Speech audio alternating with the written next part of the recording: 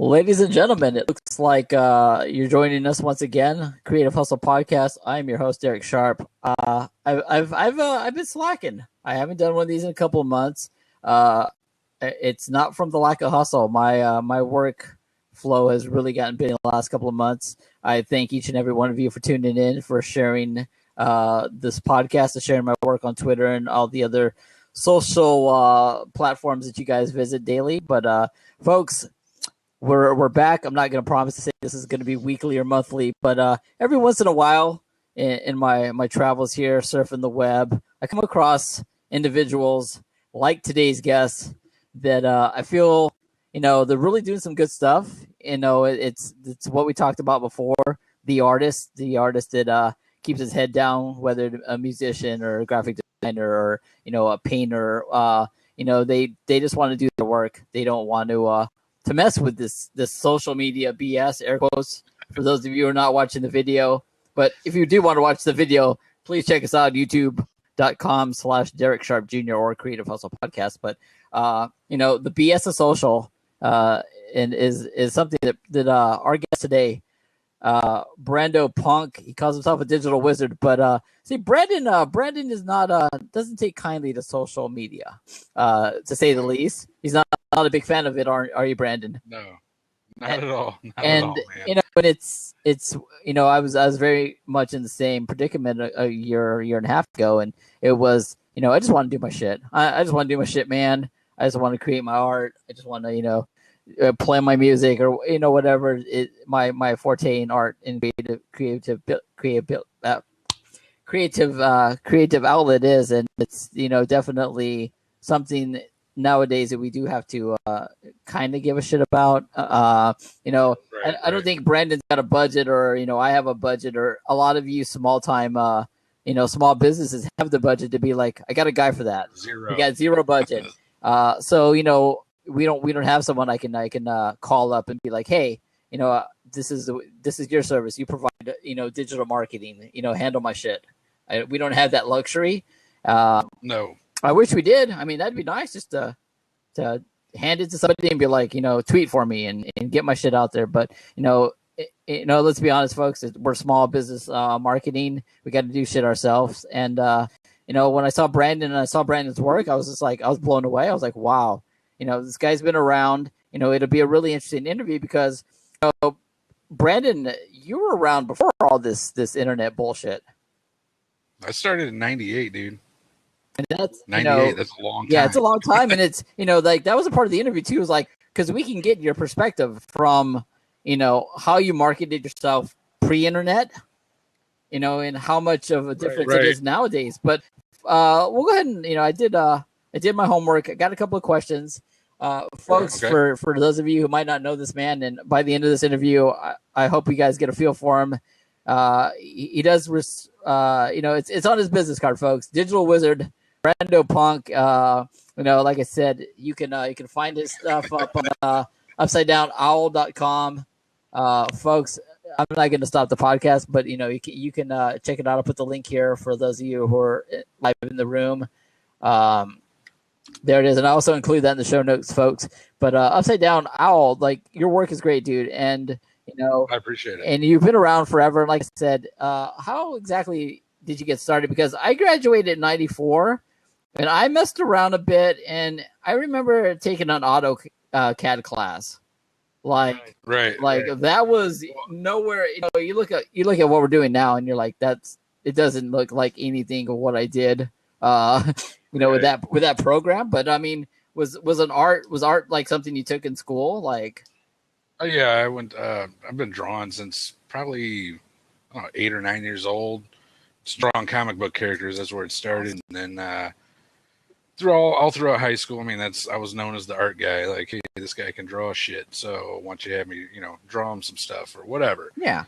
And so after high school, basically, I just messed around, didn't really care about what my career path was, and I started working at a place called International Paper, and it was like the largest folding carton plant in the United States at the time, and we made like Taco Bell boxes and Budweiser boxes and basically I just got sick of working at a factory. I was like, I'm on the wrong end of this shit. So I decided that I wanted to go to the local community school or college.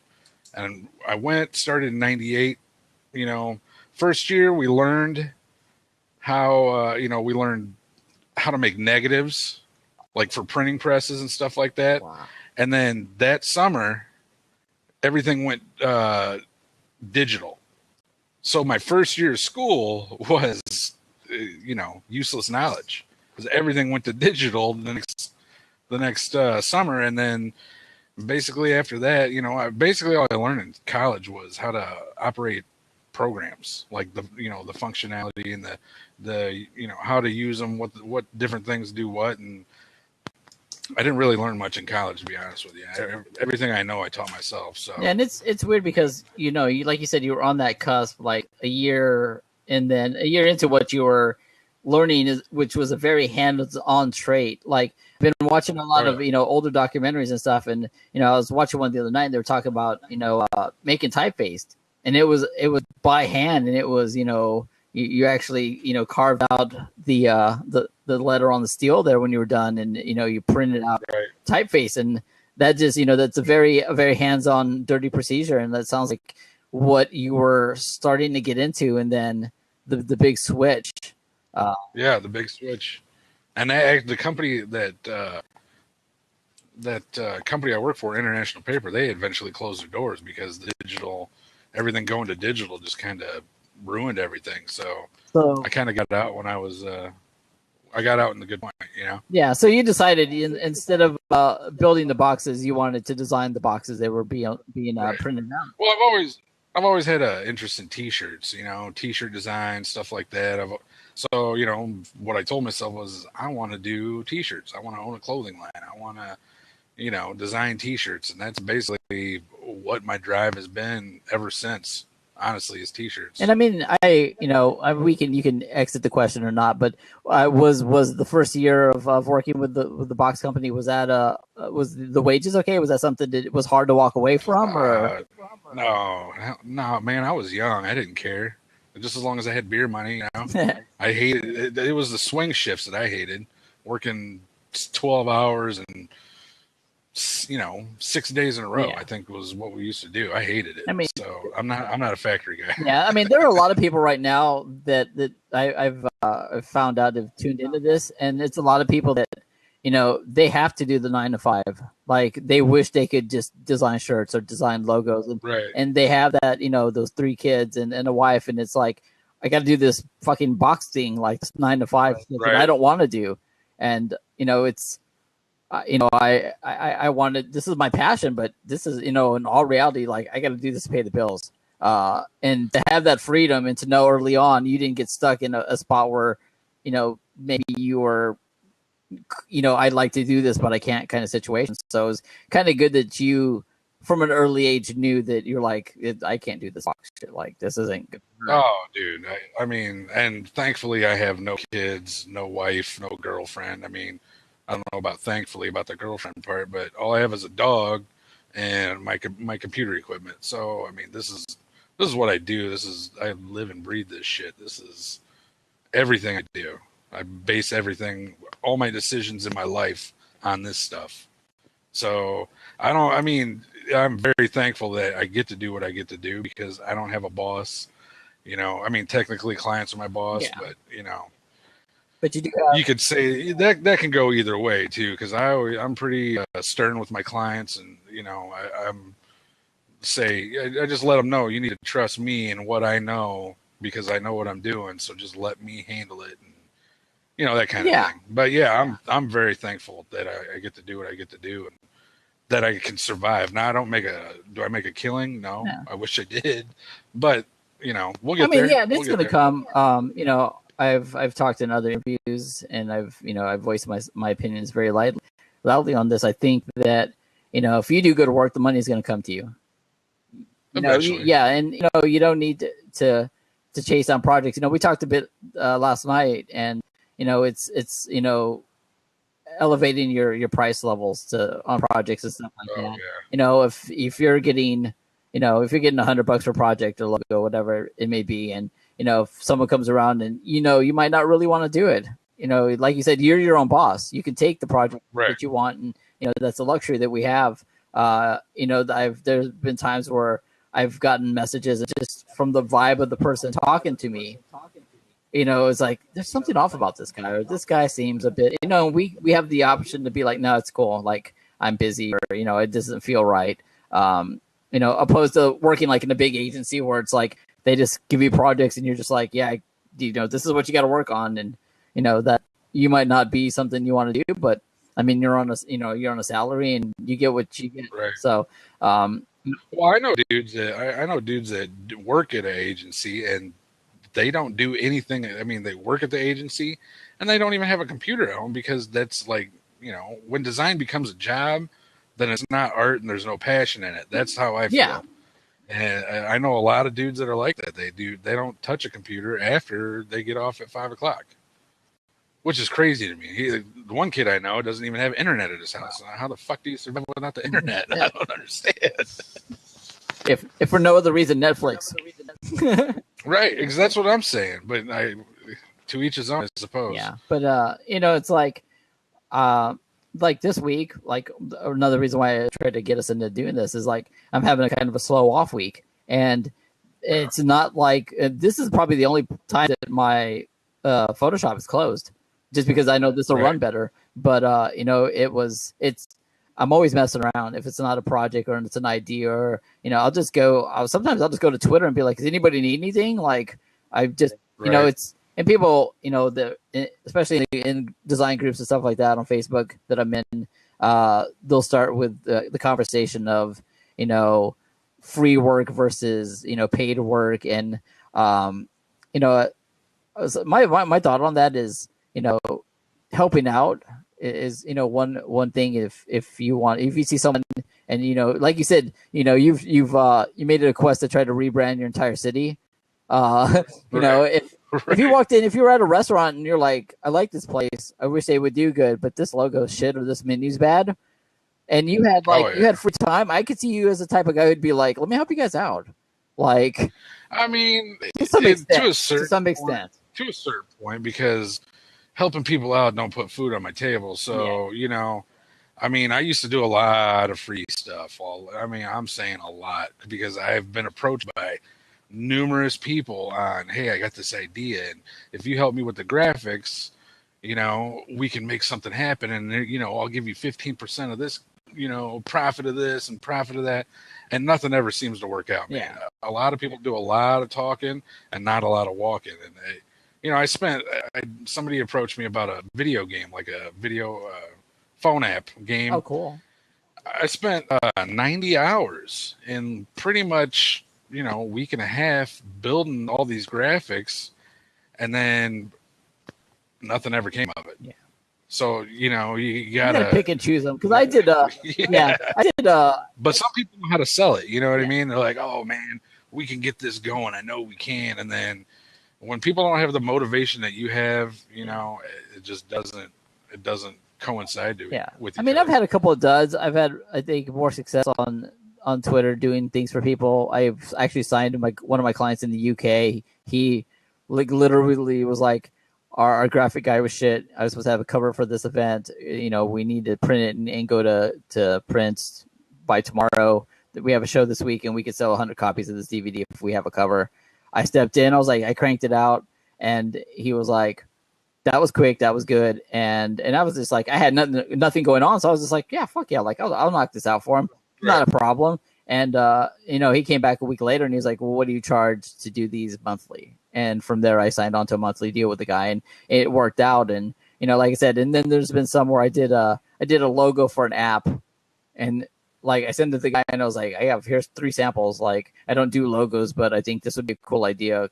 And, he never got back to me. And then like 2 weeks later, he was like, look at our new logo. I'm like, you could have at least been like, dude, we don't want your shit. Like, give me some common courtesy. I keep emailing being like, is this guy alive still? Like, dude, sometimes clients are dickheads, sometimes, but see, like you reach out through the internet. A lot of my stuff is word of mouth and old school networking, because I'm old, I'm 39 this year.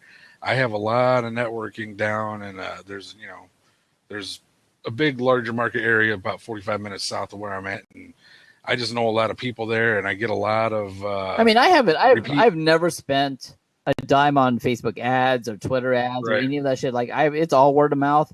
But sometimes I'm just sitting here and it's like, fucking, I need a challenge, or I need I like it because I've worked with these same companies after a while. Like, I know what everybody wants. Like, you can give me the info. The info changes. The guys you want on the event flyer change, but I know this guy doesn't like yellows, and I know this guy wants the big fonts in the front, that free as shit because it's a free show, or I know how everybody works by now that I've been 2 or 3 years down the road with them. I know what I can get away with creatively. Like, I know that what my boundaries are, and I just go on Twitter and it's like, I'm just looking for action. I'm just looking for something to do, and I stick in my wheelhouse. I know what I can and what I can't do, and I like to help out, and that helping out has turned into, like I said, opportunities. People are like, this guy is willing to help. He's quick, he'll bust it out, and like I said, it's worked to my advantage. But at the same time, I'm not just like, hey, I'll do everyone's shit for free. Like, that, right. That doesn't pay. Well, I feel like a lot of that has to do with length of career. I've been doing this a long time. Yeah. So 12 years ago, I was doing free shit left and right, but now I don't really mess with free stuff because I just don't. Somebody else will pay me for what I do. Yeah. Other than just me wasting my time trying to help out somebody I know. I mean, I'll cut people deals. I cut deals left and right, especially when my bank account's down to $30. Yeah.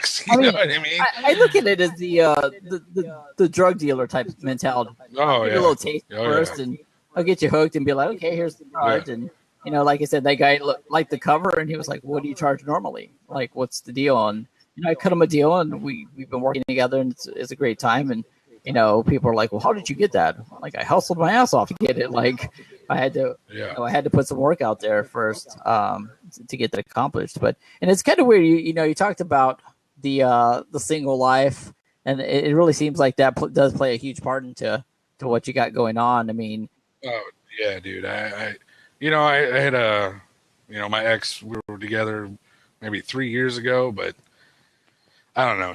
Whatever. I mean, that's another story. But yeah, we're here for stories, man. Your stories are. Well, it's just she was hoping that things would go faster than they did, but I mean, I come from a family of entrepreneurs. My uncles are started cable businesses back in the 70s before cable was huge, and now those dudes are billionaires. I mean, well, one of them is. That dude's loaded, and so it's in my blood to be an entrepreneur, and I just can't work for other people. I have a hard time being told what to do when I already know what to do. So, and it just, things didn't work out between me and her. And it was just, they don't understand that, to do this takes a lot of effort. I mean, I worked 15, 16, 17, 18. I've pulled a 24-hour shift before multiple times where I worked straight through and didn't sleep just because I had to meet a deadline. Yeah.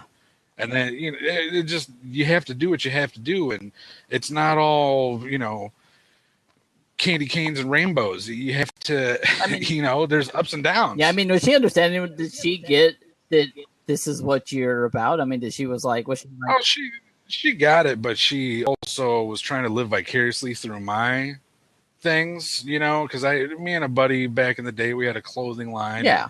I was hoping that we were going to get that off the ground. I mean, we had a lot of potential. The name's great. The logo was solid. We were sponsoring some UFC fighters, some motocross teams, and it just, with one person putting in everything and the other person is too busy doing other things, it just never really got off the ground because there was too many other irons in the fire, and we just never got off the ground. And she, the ex was pretty much hoping that was going to be a meal ticket. I don't know. I really don't know. But your way of getting it to the next level, I'm guessing she was like, I see something that you guys doing, and it's going to get us to where we want to be comfortably. And right, and when you're self-employed, man, there's a lot of depression that goes in with it, because you're definitely trying to stay upbeat, but half the time, I mean, shit, you can't, because you're like, okay, I got this guy that wants me to do this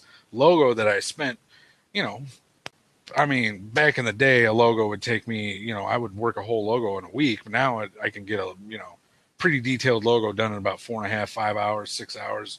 But I mean, you get $100 for something that you spend, you know, Yeah.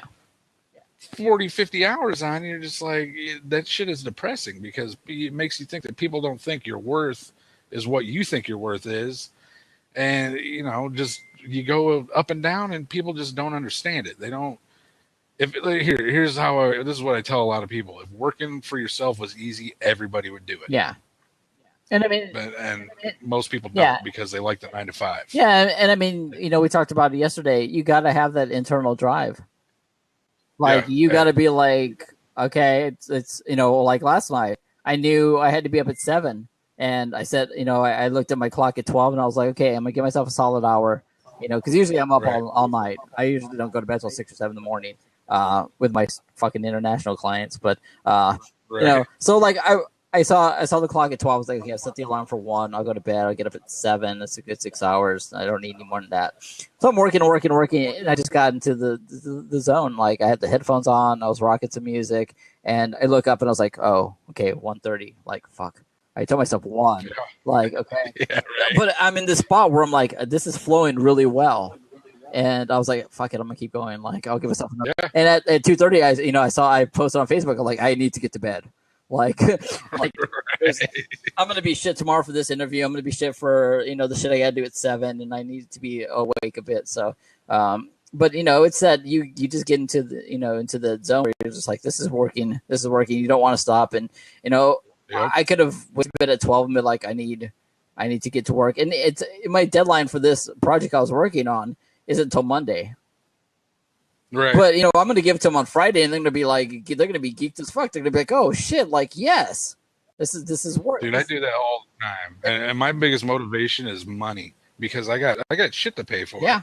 You know, so I when I get a client, they say, okay, I'll have it. I give them 7 to 10 business days. That's generally just if I'm busy, so I can, you know, work on my other things. Yeah. But most of the time, I mean, a lot of times lately, because, you know, with time, you know, time and experience, and I've been doing this a long time, I can just knock shit out fast. It's not even. So I'll turn something in 2 days after I get hired for it, and then, you know, they're like, oh, okay. And then I'm like, okay, and now give me the rest of my money, you know, because it's just money motivates me to get it done. Yeah. You know, that's how I pay bills, eat my food. Yeah.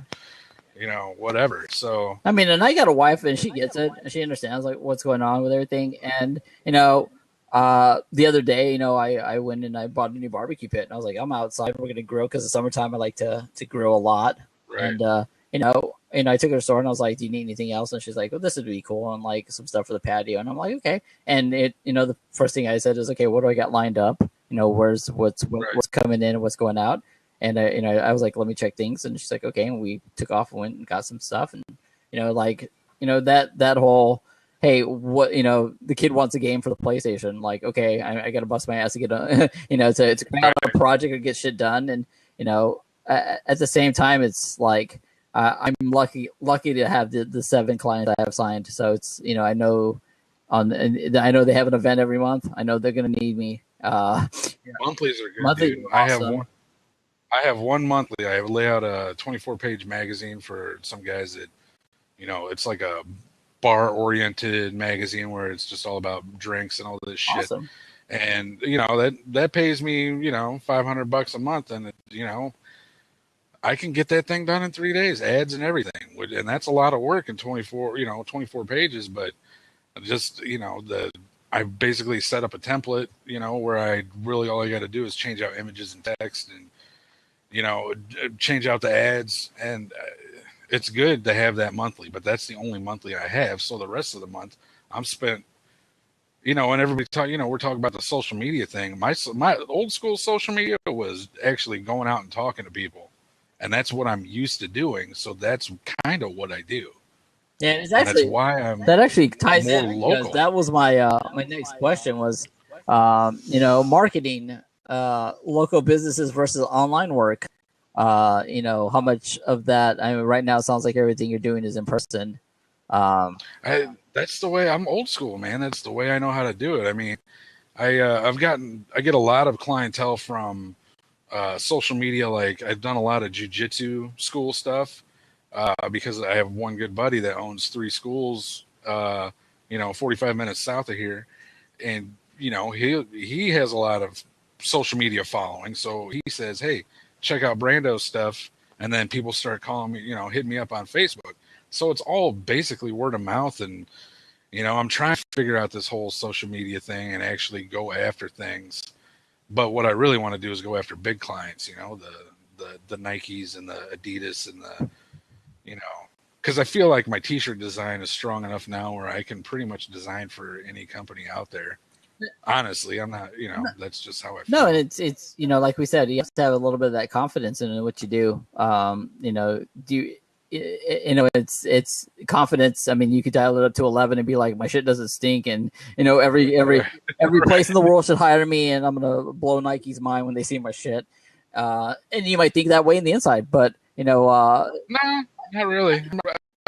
I hate it when artists aren't humble. I'm pretty humble. I mean, I don't think that I'm the best in the world, but I think I'm pretty fucking good, to be honest with you. Yeah. I know you just got to know what you're good at, and I think I'm pretty good at what I do. So, I call it cocky confidence. You just kind of have to have that confidence. And now, when it comes to my art and my design, I'm confident as hell. But when it comes to everything else in life, I'm not at all.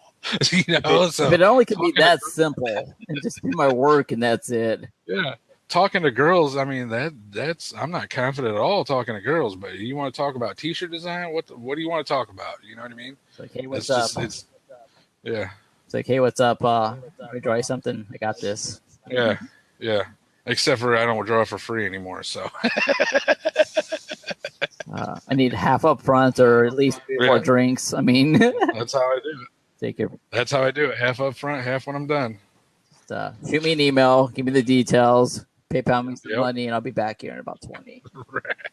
Right. I'll sketch you up a logo. And honestly, all I think about is work. That's all I think about. And I mean, I've had some girls hit me up here and there, and I'm just like, I can't. They don't realize the amount of mental. I can't even think about it. I can't even think of how to phrase it because I'm just constantly thinking about what do I need to be doing? What should I be doing? How should I be doing it?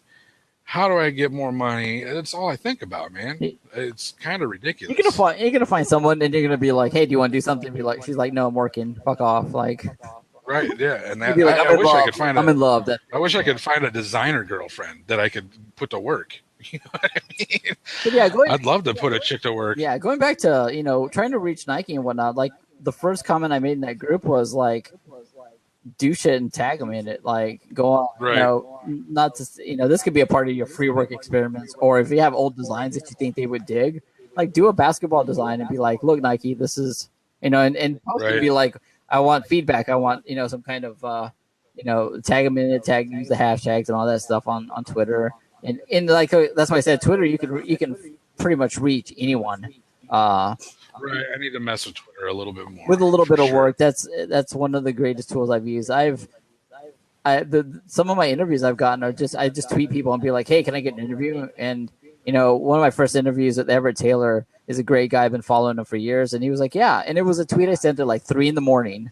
I was on a coffee break, and I sent him. I was like, hey, dude. Like I dig what you've been doing for the last couple of years, and he was like, "Yeah," and I was like, "Oh, okay, cool. That's kind of a big deal." And I sent a tweet out a couple of weeks ago to Wyclef, and I was like, "Hey, man, I dig what you're doing on this podcast. I saw you on. You want to come do my show?" And he's like, "Let's do it, brother." And I'm like, "Holy shit!" Right. Like he was like, "What?" And it was weird because like I got an email from his people, and then I got invited to a listening party for his new single that came out in the Hamptons. And I'm like, I'm a schmuck from Indiana. I'm like, I wanted you to be on my shitty podcast. Like, I don't have the money to fly to the Hamptons, but that would have been fucking awesome. Like, that would have been a good story. But I mean, you could reach anyone that you really want. And I think that if you did a cool, basketball design or a football design or something, and then tagged them and tagged Nike and then the CEO and some of the designers and be like, hey, what do y'all think of this shit?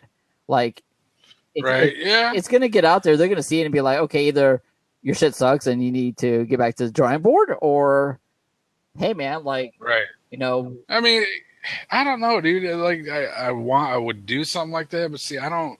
The way I work is when clients come to me, they're just like, okay, hey, this is what we're kind of thinking of, and then I spawn my ideas off of their ideas. So just coming up with something for, like, I don't play basketball. I don't even like basketball, you know. So it's like, what the hell am I going to do for a basketball I shirt? mean, well, Nike's pretty universal, so I don't Right. You can do hockey, some street ball bowling, yeah, shit, you street know. ball shit. Like, I think, and because like my mindset on social media for the most part is like there's so many quote unquote graphic designers, and Yeah, I'm oh yeah, doing yeah, this yeah. all day because I could throw a stone out my front yard and fucking hit a graphic designer in the head. Oh Like, yeah. My cousin could do it for $50. yeah, I hear that. I'll just download it myself and give it a shot. Yeah, And you yeah. know what? And this might be bad for my business, but more power to you. If you want to bust your ass and spend 50 hours this week or 60 hours just to learn how to cut a person out right without any, leftover BS, if you want to try it, go ahead. Like And it's still not going to be done right. I've been doing this, That's the thing. and you want to put it out there. It's so weird because like a lot of these events, like they'll have like these old WWE guys or WWF guys, and they paid a good fortune for these guys to come and be on their shows, and it just blows my mind. It's like if you have a shitty flyer and it's on the side of a building, and someone sees it, they can be like, "That's crap. I don't want to go to that." And it's not fair, That's the way I think. and But it's a lot of people, I'm going to be honest with you, a lot of people don't give a shit. yeah, and it's I look at It it, depends on your area, I suppose. yeah, and I look at My it, area, yeah, and I look at it as like, the poor talent on the show. Like this is the show you're on, and you don't want to show your friends the poster because it's like shit. right. Dude, I 100% agree. And I tell I them, mean, I'm they like, put look, on, if you the key to getting to selling a ticket to a show, it be a rock concert or a wrestling event or anything, is what you put out on Facebook and on print. If it looks like something that's super awesome, and you got people exploding in the background, you're like, fuck yeah, I'm gonna go check this out. Like, I don't know what it is. right, It could be the worst show right. ever, but they have a flaming guitar and some shit's blowing up. Like, let's go see what this is about. And the first wow factor is the flyer, and if you can get them with the flyer, then you can come in and let them spend their money on the show. And like, if the show's shit after that, that's not on me. Like, Right. that's Well, image is everything, Yeah. honestly. And I mean, that's one of my mottos: is image is everything. And if something looks like shit and it obviously hurts your eyes, yeah, then you're doing something wrong. Like there's a sign in town here, and for the lights, it's a bar grill, and it's called Ray's Timeout, and the name is literally vertical on its side, and there's a referee pointing to it. oh my god, There's like a guy blowing a whistle, and I'm like, why is the name on the side? Why is it vertical up and down on its side on a fucking sign on the road? It just doesn't. It boggles my mind. Like, a lot of people don't understand composition. I guess I don't know. It's just, I mean, it's weird. and it's someone sold them on an idea. I mean, that's all I could think of. If someone came up to him and was like, I think this would be great, and if you're a good enough salesman, you can sell them on something like that. I mean, and Or lack of. I think a big thing is lack of true talent as well. Like, if there's nobody else around to do it, yeah, then you're gonna sell the bullshit. And I literally just moved back to this town. It'll be a year in August, and my mission is to. I mean, I'm basically from this town. I went to high school here for 2 years. Went to high school across the river, which is, we're a river community. We're right on the Mississippi, and so basically, I mean, most of my life has been in this town, and I want to make this town pretty, man. And that's through as much as I can help. I just had a meeting with the Downtown Clinton Alliance today, and I'm redoing their website and logo. And if you saw their website right now, man, you would get you get a migraine because the colors they use were just so clashing that it's just I don't even understand it. I have a hard time understanding things like that. Yeah. And maybe that makes me pompous. I don't know, but it's just one of those things that it hurts my eyes. It baffles my mind. Yeah. And I mean, and that's what makes you you. And that's, that's something that your vision and your uniqueness is going to bring to what they have there. Obviously, they need some updating and need some work done, to catch up to the rest of us. You know what I mean? Exactly.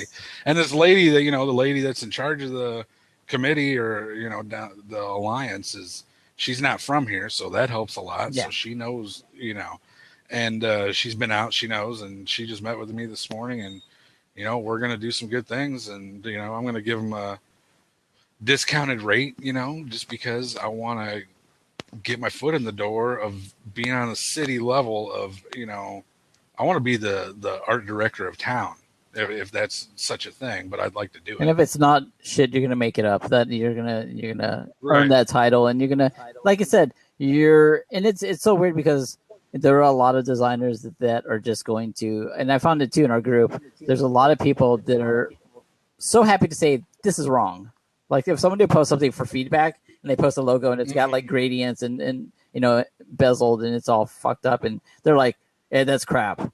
Like, hey man, like if I knew what I was talking about logo wise, I'd be like, "Hey, look, this is why it's wrong. You should look into these books. You should, get a little bit more education. Google. Right. You can Google just about anything that you ever need for the most part.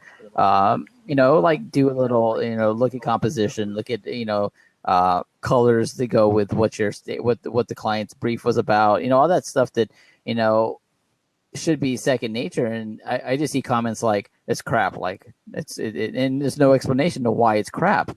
And if you have that skill where you can, see a website like you said, or see something that's wrong and be like, hey man, I'm gonna dumb it down a little and be like, hey, this is why this doesn't work. I'm gonna try this and it's gonna look better and it's gonna flow. And I think people that are not in our space will be like, okay, that makes sense. Like I get what he's trying to do.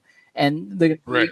more open to direction, and they're going to be more open to your ideas when they're like, look, he wasn't one of these guys that's just like, that doesn't make sense. I'm a designer. I know like what my shit's about. And, I went to school for this.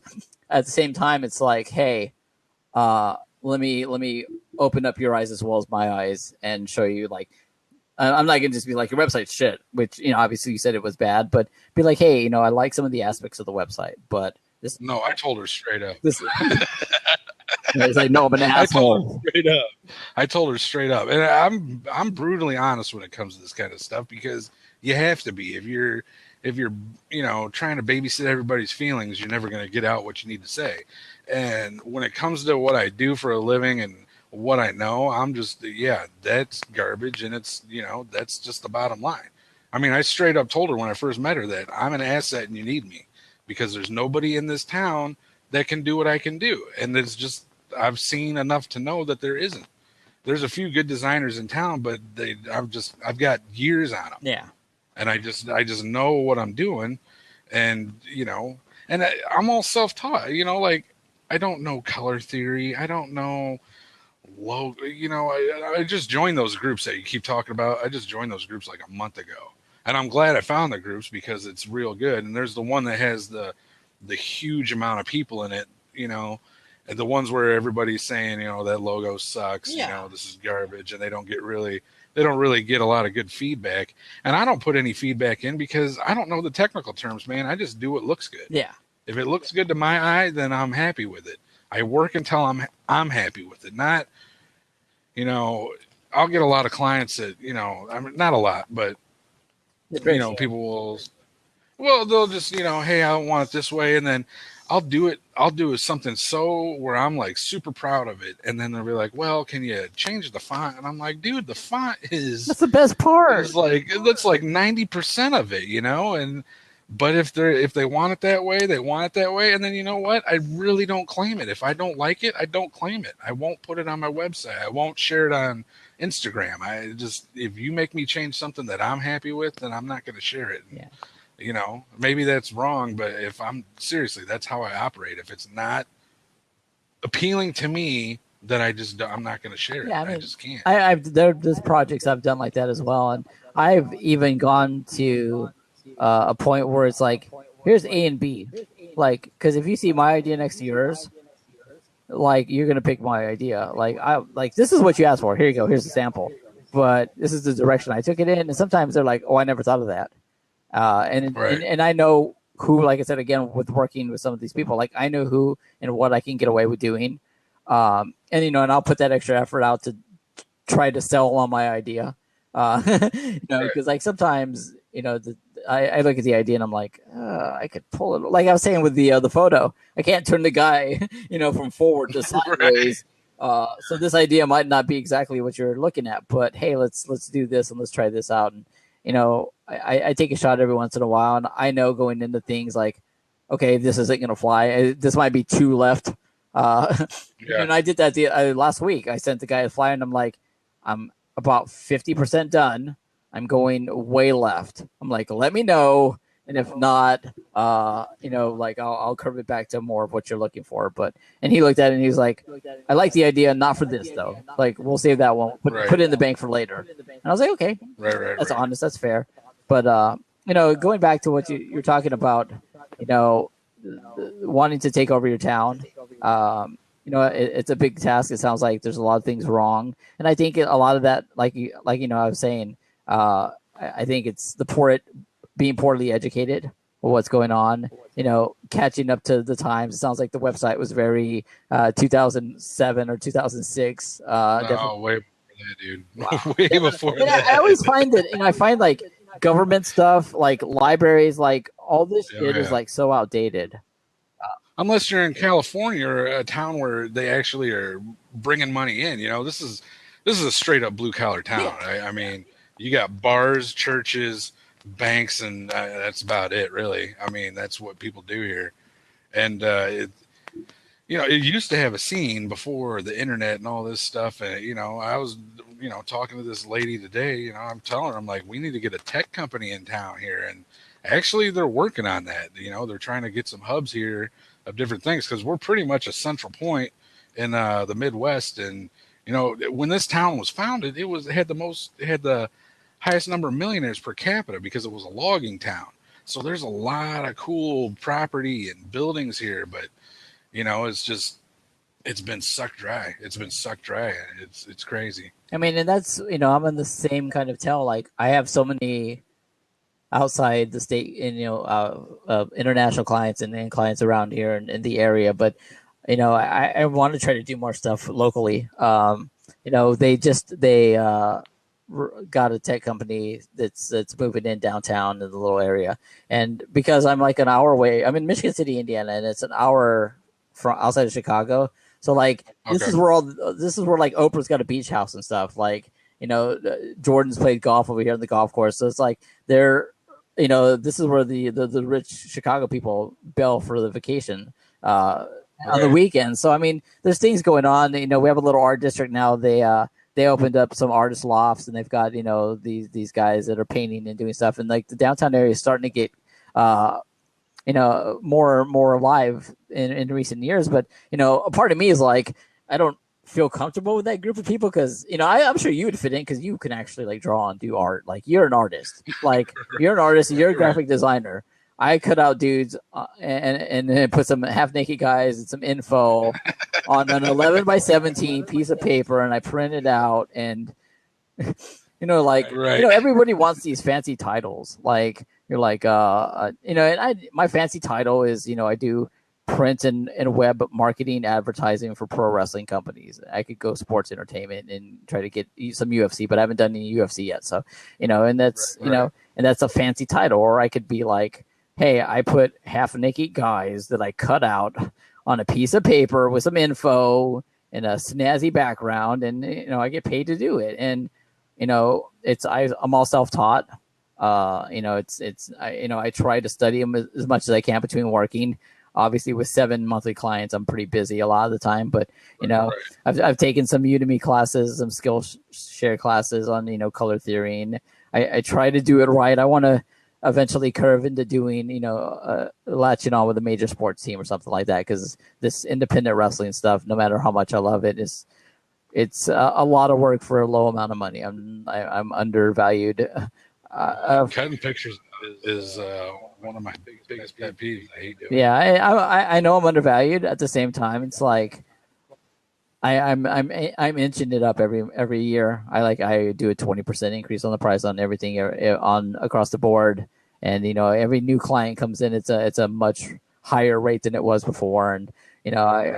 it's a slow inching climb, and it's as I make myself an asset and make myself known for being quick and being good and not having any bullshit, and I don't take any days off. I had a birthday. I turned 41 on May 9th, and everybody was like, "What are you doing for your birthday?" I'm like, "I got 2 projects due." Like, I don't know. They're like, "What?" I'm like, "I'm working." I'm like, oh, Right. like, Birthdays only matter. Birthdays, Christmas. I'm at all times, and I have the open line. I get calls from Australia at 3 a.m. Hey man, what's up? Can you bang this out for me real quick? Yeah, sure. I'm like, just send me the details. Like, and I think that's one of my few advantages.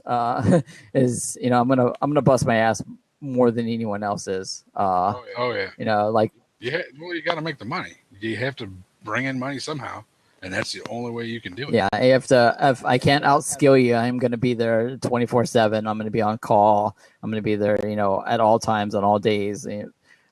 I find it funny that like people in the group are like took the weekend off. I'm like, yeah, it must be nice. And at the same, and at the same time, I think you feel the same way too. I don't count it as work. I don't count what I'm doing as work. Like, No. If you check out my Facebook page, it's always working on client projects, never client work. It's projects that I'm doing for other people. Yeah. It's projects I'm doing. I mean, it's fun. Work still. is work is when you don't like what you're doing. Then it's work. Like I hate designing brochures. That shit is work to me. I hate doing it, but I'll do it. I can do the corporate stuff. I really don't have a specific style. I can do anything. I can do corporate bullshit, whatever, but I don't like doing it. I'd rather sit down with my Cintiq and draw out a badass t-shirt. That's really what I want to do, and that's when I put my most time into everything. I mean, I've spent 60 hours on multiple t-shirt designs just because I'm a perfectionist myself. So if I want it to look right, and I'm putting that out under my name, so I want it to look good as shit. Yeah. And that's not work to me. That's fun, unless I got a headache or I don't want to work that day. You know what I mean? But when you work for yourself, you get, I'm not going to do it today. And sometimes I do that, Sometimes I'll sit around, but most of the time, no. I don't even think I've had a vacation in the last I don't know, ever. Ever. I've never like, hey, let's go to Texas or whatever. I don't do any of that shit. I sit at home or I sit in my office and I work, and that's basically what I do. So would it be safe to say you're an introvert? But not really, because I can, I have tons of people. I know crap ton of people from my old networking days, So people will hit me up and say, hey, let's go do this. And I'll go hang out with them. But then I'm also the phantom, and I'll just take off and not tell you that I'm leaving because I got shit to do. So I do that quite a bit. So the ideal Friday night for you would be...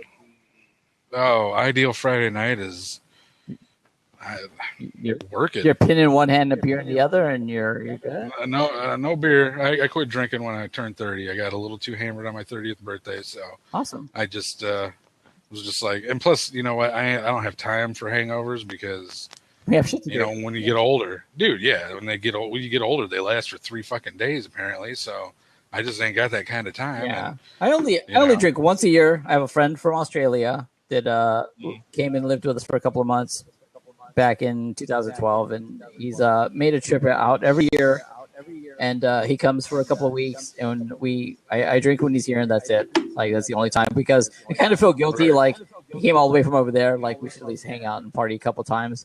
So that's my once a year. He came for my 40th birthday. That was last year, and he came a couple of weeks ago, and we hung out for a while at the strip club, and it was so awkward because I'm like, I should be working. Like, and he's like, yeah. He's like, man, relax. You don't have nothing coming in. I'm like, yeah, but I could get ahead. Like, I need to start Right. more, and I need to fix images for Instagram. And he's like, dude, just take a break. I'm like, okay, you're my. It's hustling, dude. You have to hustle, or else you're never gonna make it. You just won't if you're not constantly trying to improve your skills or trying to make the next connection to gain that client. You're not going to get ahead. Yeah, and it's definitely it's who and like from this now I know if I need, or if anyone I know needs a really cool kick-ass shirt design, I'm sending them your way. I'm like, and that's all. Any illustration, dude. I'll do any illustration. You want me to draw? I'll whatever. Yeah. I can do any. It doesn't have to be a t-shirt. Yeah, but I know, I know now, like you're another person that's in the network, and it's like, hey, like I think you can't really put a price on word of mouth or on someone's integrity. No. Right. Like you. And, I mean, and you know what? I've had clients, like I had this client probably about, I don't know, February, and he wanted a website. So I went and met with him, talked about a website, gave him my price. And he's like, oh, man, I don't really know, he's like, that seems, I've been screwed before. And I'm like, well, this person, this person, and this person. You go ahead and call them up and ask them about my work ethic, and then we'll talk. You know what I mean? They just call them up and ask them. I don't fuck around when it comes to my business.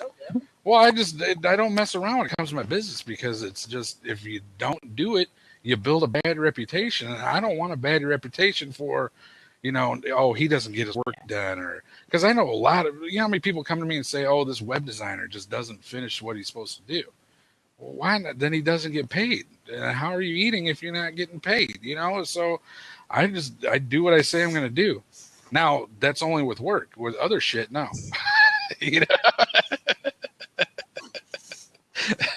Hey, meet me out at this bar. All right. Nope, didn't show up. Sorry. But I do hang out with my friends at the bars, and I don't drink, and it gets old being a babysitter sometimes, but that's how I make a lot of connections too. I'll just go out and be like, oh, you're this, I've heard your name before. Hey, I need help with this, or I need some t-shirts printed, because we got this studio here. I got a 6-color press sitting right around the corner over here that I can print t-shirts if I needed t-shirts done. Which is hilarious, because when my friend came in, we were at the strip club. I managed to start networking with the guy at the door, and it turned into a website job. But I mean, I don't do websites, so I passed him along to somebody else. But he was like, "What do you?" He's like, "You obviously seem like you need to be somewhere else." Right? Because we got to the door, and he was taking IDs and money and stuff, and I was like, "You sure you guys want to do this?" And he's like, you don't seem like you want to hang out and party too much. I'm like, yeah, I don't usually party. Like, and we got talking. He's like, what do you do? And like, I turned it in. My friend's like, you really just trading cards with that guy? I'm like, yeah. Like, he needs some website shit done. Like, I want to see some other stuff to go with that. And it's like always marketing and always trying to put stuff out there. Good luck hanging out with me without me talking about business. Good luck. That's my identity, man. This is upside down owl is my identity. I go out. That's what I talk about. People ask me questions. Hey, what do you do? Well, this is it. And I have to lay this bbig spiel out, It's just how it goes. So would you say that this is teachable, or you have to have it in you? Oh. I mean, because you could teach time management. Yeah, I mean, you can, but there's I've had a lot of people that, because I've been involved in a lot of different things, with other people's like, hey, come work with me on this, because a lot of people need what I do, because I'm really good at image and branding. And so they'll say, hey, come do this, and, we'll do that. And most people, honestly, just don't have the drive. If you don't have the drive, or you don't have the passion for it, and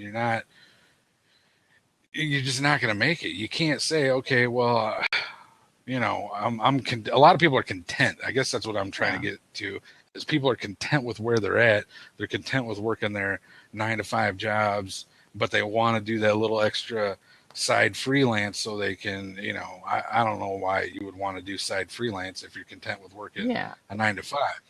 But, I even tried, a couple of, it was probably 4 years ago, I had, for about 2 years, I was working for other people. I was working at at a screen printing place here in this town, where I was driving about 45 minutes to come to work, and they were having me do things that I love those guys. They're good buddies of mine. Anytime I got questions, hey, what's up? How do I do this? Yeah. Or he gives me tips on screen printing, whatever. But they hired me to do website stuff, and that's not my strong point. So I just couldn't handle it. I couldn't. I always wanted to leave early. I was probably a really shitty employee for somebody else, to be honest with you. But Yeah. when I work for myself, I'm not.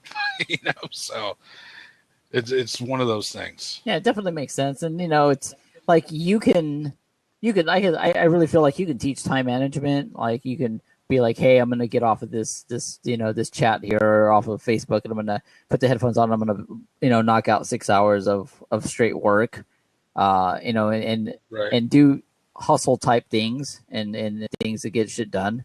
But I think it's got to be in your DNA and it's got to be in you. And it's either like you said, you have family relatives that are also in the same predicament, and or you've got to be that person that's hungry, and you've got no other choice but to bust your ass to get money for things. And Well, basically, I mean, it's I don't even keep an agenda, dude. You know what I'm saying? I barely keep an agenda. I just have mental notes of what's coming in and when, which I probably should keep an agenda. I mean, it's not a good thing not to do. yeah. Everybody keep agenda, but I just don't. Sometimes I don't. So I'll write stuff down that I need to write down, but and I'll forget a lot of the little things, like, oh, I was supposed to email this dude about this.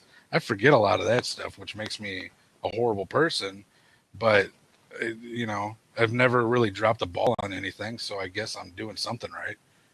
You know what I mean? I don't know.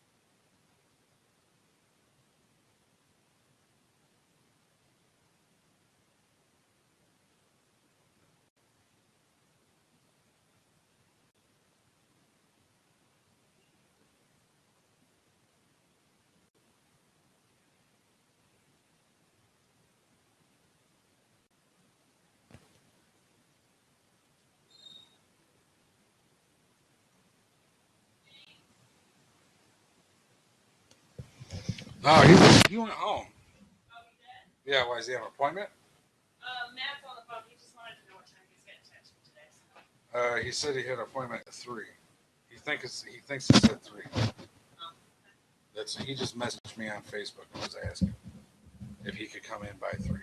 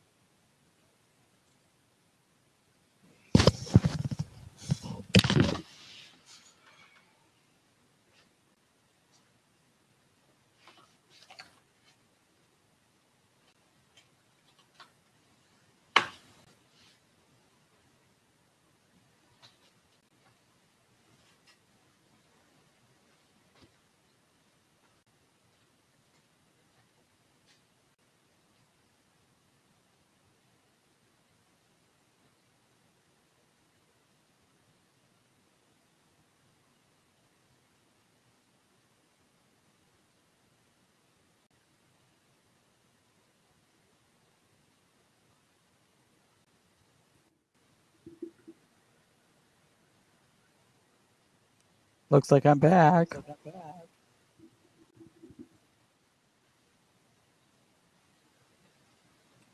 All right, folks. I'm sorry about that. It was a slight technical difficulties. I have to edit that in here in a few, but we'll call this part 2. Hey, Chris. Thanks for joining us here. We actually had some technical difficulties, so I'm gonna get ready to start here in a second once Brando comes back. I mean.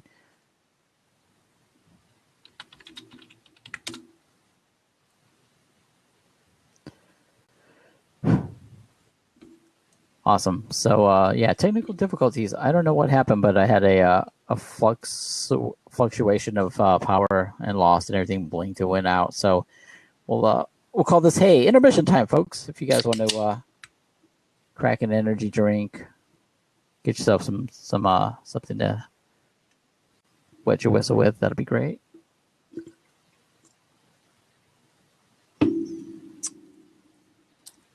Da-da-da-da-da.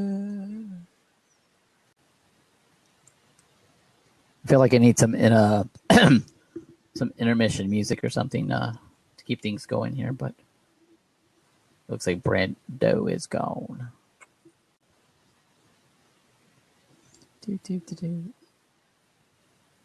So actually, where were we? Because I had some show notes I was trying to go by, like a responsible host here. Yeah, knocked down that. We knocked down that. We knocked down that. Let's talk about that, and then we can get to the bonus questions. Awesome. Wake up.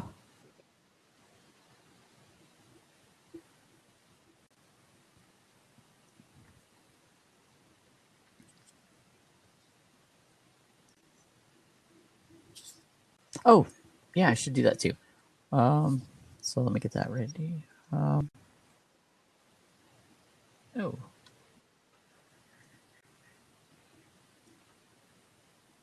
That was very unusual power outage. I don't know what was that about, but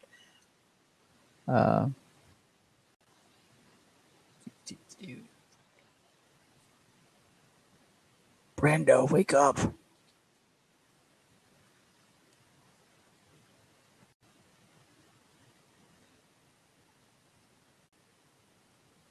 Twitter.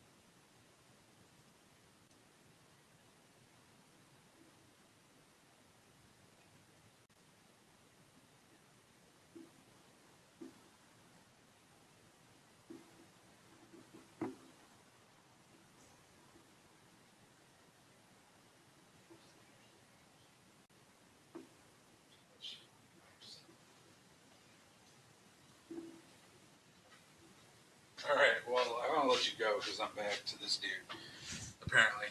So I'll talk to you soon. Like.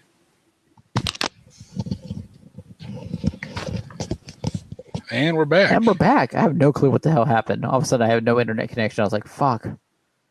Oh, great. At least I got to sneak a smoke in. Yeah, I was So. like, if anyone has a drinks, you want to go get something to go to the bathroom, get an intermission break here. Right. I was gonna Right. drop the there's an open seat here. You can drop a link in to sometimes, yeah, like that's how pretty much how lame I am. Sometimes I'll come in and I'll just start one of these and I'll like go to YouTube and I'll find a video and I'll pop it in. And like the other night I was watching old Grindhouse movies just like by Yeah. myself. I was watching like the original Death Race 2000.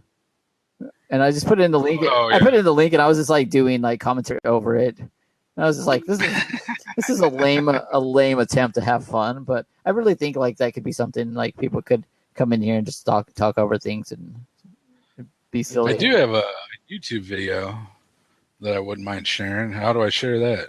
Actually, if you want to send me the link to it, I can put it in the open seat that's here. Because it's only on like the broadcaster's permission.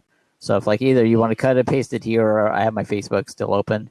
If you want to send it to me there, and I'll pop it in here. But no, like I said, I think that hustle you can have hustle aspects. You can set your schedule to really put an 18-hour day in. Which I don't really do that anymore. I've taught myself that I guess now that my speed when it comes to designing is that I don't really have to work 18 hours anymore. Yeah. So I just don't. I mean, I'll work from, basically my schedule is like, 10 in the morning till, 9, 10, 11 at night. So you're about 12-hour day, 13-hour day sometimes, but, Yeah, I mean, and sometimes I only work till 5. I mean, it's kind of awesome. I mean, being yeah, able to dictate your own schedule is the shit, really. yeah, and I mean, it's would you rather put in 8 productive hours without anyone fucking with you and you like turn off your browser and just work? Is that going to be more productive, or is like doing, 20 minutes here and then running to check emails and Facebook and, all the other bullshit and then going back to work? Like that's not productive. I could take 16 hours to do a project that would take me 4 because I'm stopping every 20 seconds to look at Right. you know what I mean? So Well, and that's like one of the things about working at home, man. Like I was strictly working at home. Like I had my my big PC with my Cintiq, and I'd be working at home. And there's a fine line of insanity when you work at home because you're constantly working, and you just like, especially my Cintiq was in the living room there for a while. So I'm just like, oh, if I'm sitting there staring at it, like, okay, I should be doing something with this. And then you end up, working in your underwear half the time, and you're just like, this isn't real life. I need to, once we got this space downtown, I want to say we've been here about 7 months on this side, and my buddy Adam has his tattoo shop. 6 months. He's about 6.5 months right now. So now that and I physically just got a laptop like a month ago. So now it's like, okay, now I can step away from the office and I could go home and sit in my recliner and turn on my laptop and do websites there, and I like to do websites on a laptop way better than I do sitting in the office. And we actually, we actually have a question here, Chris at Hardy. Right. Hardy in Marketing asks, "How do you get sales?" Word of mouth and go out and beat feet, man. Yesterday I went out and I beat feet. I have a one T-shirt design that I did for it's like a Humane Society design, and basically we did it as like a kind of the T Fury model where it was we sell the shirt through. I did it like 4 years ago, and we were selling the shirt. We sold it for like 2 weeks maybe. We only had 70 sales, and it was really horrible because the Humane Society wasn't promoting it, that kind of thing. So I went and talked to a dude I know yesterday. He owns a screen printing company. And basically I was just like, hey, let's, I got this shirt. The Humane Society now, my cousin runs the Humane Society in town now. So I just did their website, their logo, and they want to sell that same shirt again. And I figured, you know what? It's a timeless design. You could still sell it. So I went and talked to this guy that has automatic presses because, you know, we're shooting for big sales. Yeah. And me in house, I can't keep up with, you know, if we sell 2,000 shirts, I'm not going to be able to print 2,000 shirts in house in a timely manner because it's all manual. Yeah. So basically now this guy, they basically are just like, hey, let's do this now. Let's make this website and let's do a different humane society like once a month. So now it's just all about beating feet. So after that meeting, I went to another meeting, and then there happened to be a person there that I knew, and her husband owns a roofing company. And I'm like, hey, if your husband needs a website or a logo or T-shirts or any of that shit, let me know. What did she do? She talked to him. He wants T-shirts, signs, revisit the logo, and then they have some benefit for one of their friends that passed away that they want me to do the T-shirt on that. So yesterday turned into, I was complaining on one of those websites about how, you know, I only got $40 in my bank account. Well, yesterday turned out to be, I mean, it could potentially be a $3,000-$4,000 a day just by the things I set up yesterday. Yeah. So, I mean, that's how I get sales, is just me going out and physically meeting people or people hitting me up on Facebook through other people that know me. You know, like I said, the jiu-jitsu instructor that I know that I've done his logo. I mean, I've done his branding from A to Z, his website, his logo, about 13 different T-shirt designs, gi designs, just what you name it. I've done it for him, and I give him good rates, but he also sends everybody he knows to me. Like, hey, you know, I even hooked up with his Pakistani guy that manufactures the gis, and that guy was setting me up with dudes in Las Vegas. I did some stuff for guys in New York City that have a jiu-jitsu company, and it just kind of goes that way. Word of mouth, man. I'm a firm believer in word of mouth. I mean, and it's, you know, it's word of mouth, but I also feel like it's the guy behind the word of mouth. Like, well, you know, yeah, sure. You got to be able to put out a quality, timely product without, you know, too much hassle to BS on the client designer interface and relationship. You know, I feel like on, you know, Facebook, like everyone's got Facebook. Like I know so many people are like, I hate Facebook and whatnot, but like everybody has Facebook. Like I don't think there's a single person in this world yet that doesn't have Facebook. So it's very easy. I know a couple people, literally. Wow, congratulations for holding out. Tell them I give them props for that.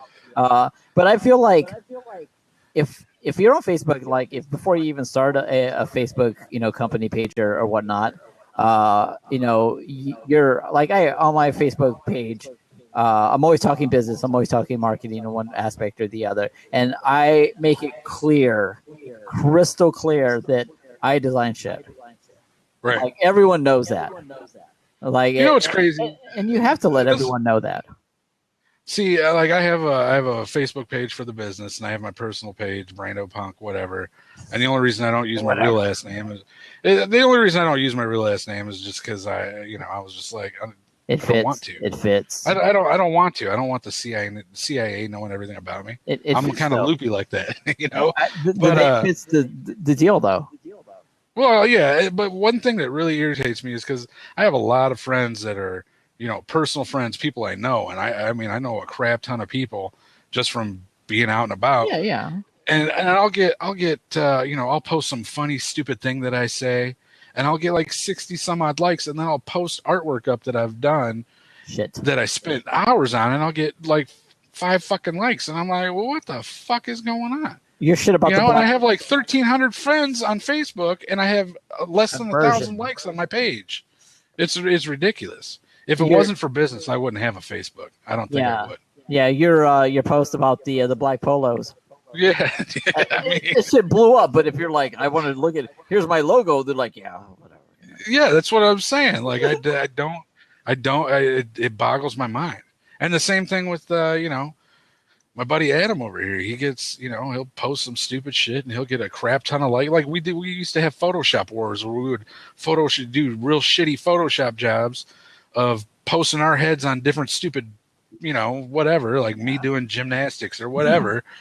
and we get a crap ton of likes, but then, he'll put up this tattoo of Bane that he did, and he won't get near as many likes as he did. And it's mind-boggling what people actually care about. It's fucked up. Yeah. It's fucked up. So, I mean, first of all, my page, like, it's pretty open. Anyone can ever add me. I'll give you the opportunity to add me and follow me. And then let's see if you can deserve to be kept around. That's the way I look at it. Right. If you're going to add some value or you can have, an input in my life or we get along, like, that's cool. I'll keep you. But, I think I have like 700 friends or 750, some shit like that. And everyone knows this is what I do. Right. And I do other stuff as far as like I can do wedding invitations. I'm doing an invitation right now for a wedding, and I did 2 baby shower invitations last week. So like I can do that corporate shit. Like I can do the regular 9-to-5 stuff if I need to. And if not, I'll figure it out how to do it. Like, I'm self-taught. So if I need to, if it's $100 to do this business card, then I will get you 3 samples by tomorrow. Like, right. I'll learn what I need to learn. But, I think the first part of word of mouth and marketing is you should be able to, and I use the term because my wife's Jewish. You should be able to Jew guilt people into liking your page. Right. You should be able to be like, do you like me? And they're like, yeah, of course I like you. Then go fucking like my page. Like, right. You don't have to follow it, or you don't have to like show that, support by going and commenting on every photo and be like, that's great. Just go like it. Because the Facebook, the Facebook algorithm will kind of bump you up. The way Facebook runs now anyway, people don't even see the shit you're posting unless you pay for it, which I think is ridiculous. Yeah. But I mean, it is what it is. The more likes you get, the more they're going to rank you a little bit higher. Now, if they decide to put your stuff on their timeline, that's something different. But so you should at least have half of your friend count on your page. Like that should be a well-known thing that, you do that stuff. So like that's step 1 of word of mouth. And I feel like, daily or, daily or weekly, you set a schedule. Hey, on Monday, I'm going to post this kind of shit. On Tuesday, I'm going to post this. On Thursday, I'm going to post throwback shit. Like, and if you can't do something every day, like don't do something every day. Like, but if you're going to do Monday, Wednesday, Friday, or you're going to do Saturday and Sunday, or, you're going to theme your days and do shit to get people to interact with you. Ask open, consistency, and ask open-ended questions. Be like, hey, does this logo suck or not? Why do you think, hit 1 for, be lazy if you want to be, and be like, hit 1 if you like it, hit 2 if you don't. Like, try to get people going. Yeah. Try to add. I just checked. Yeah. I just checked how many friends of my personal friends list like my page, and it's only 373. And I have 1,300 friends on Facebook. That shows you how much people pay attention.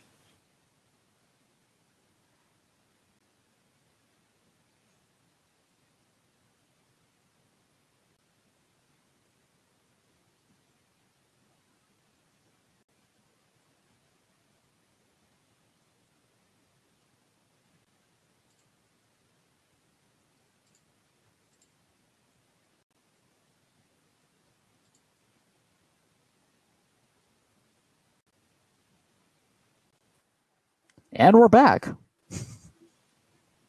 Seriously, what? Yes, tell them. All right, we're back. I think. Anyway, yeah, like your Facebook page broke my internet. So sorry, let me see.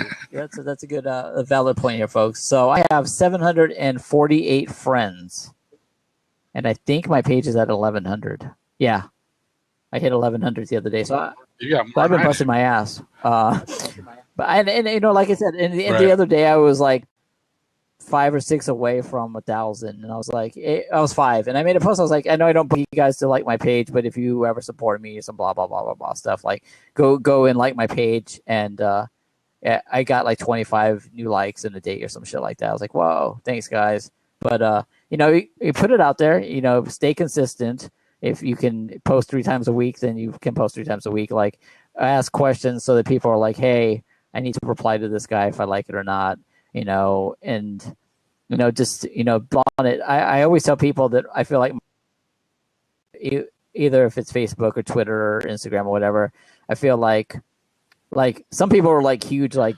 Walking Dead fans. Mm-hmm. Like those are 2 popular shows that And I don't know if you watch any of those. My wife does, but Game of like Thrones. I know. Okay, I know Sunday at 9. Like we're not gonna fuck with her because she's watching this. Like I'm gonna just like okay, and we have to be home in time for it. Right. And we make it a priority. You make it for what you like, and if you're that big of a fan, you're gonna make a priority to be there for it. Unless you stream it, you just watch it whenever you want. Yeah, and you can binge watch it if you're like. And she's done that before. She's like, can't stand commercials, so like we'll binge watch the whole season at the end or crazy shit like that. But if it's something that's that value to you, and you're gonna know that okay, so we know that Brando's gonna post a new image, new logo every Monday at 10 o'clock. Every Monday at 10, there's gonna be a new logo, and I'm going to be there to see what Brando is going to pop out there Monday at 10. Yeah, well, consistency is my problem with social media. I don't post on a regular basis. It should feel like, I mean, you can schedule shit on Facebook. When I post from Instagram. So I do everything through Instagram because you can post, to Twitter, Tumblr, Facebook, all the pertinent ones, and I'll just post from Instagram because I can hashtag and I could do it once instead of 8 times, which I like that. I like doing it. And plus I also have it integrated to my website. There's a plugin feature, so anytime I post to Instagram, it automatically posts to my blog roll on my website. So I just do it that way, even though I do need to get, I need to get more active on the Facebook one. I just need to get, I need to get a loan so I can hire people to do the shit I don't want to do. I mean, you could take an hour out of your Sunday, maybe a little bit more at first, and go through and be like, okay, I'm going to post this, and this, like Monday, Wednesday, Friday, and then make the post and then just schedule it for whenever you want it done. And that's what I do on Sunday. I'll say, okay, here's what I have the okay to post.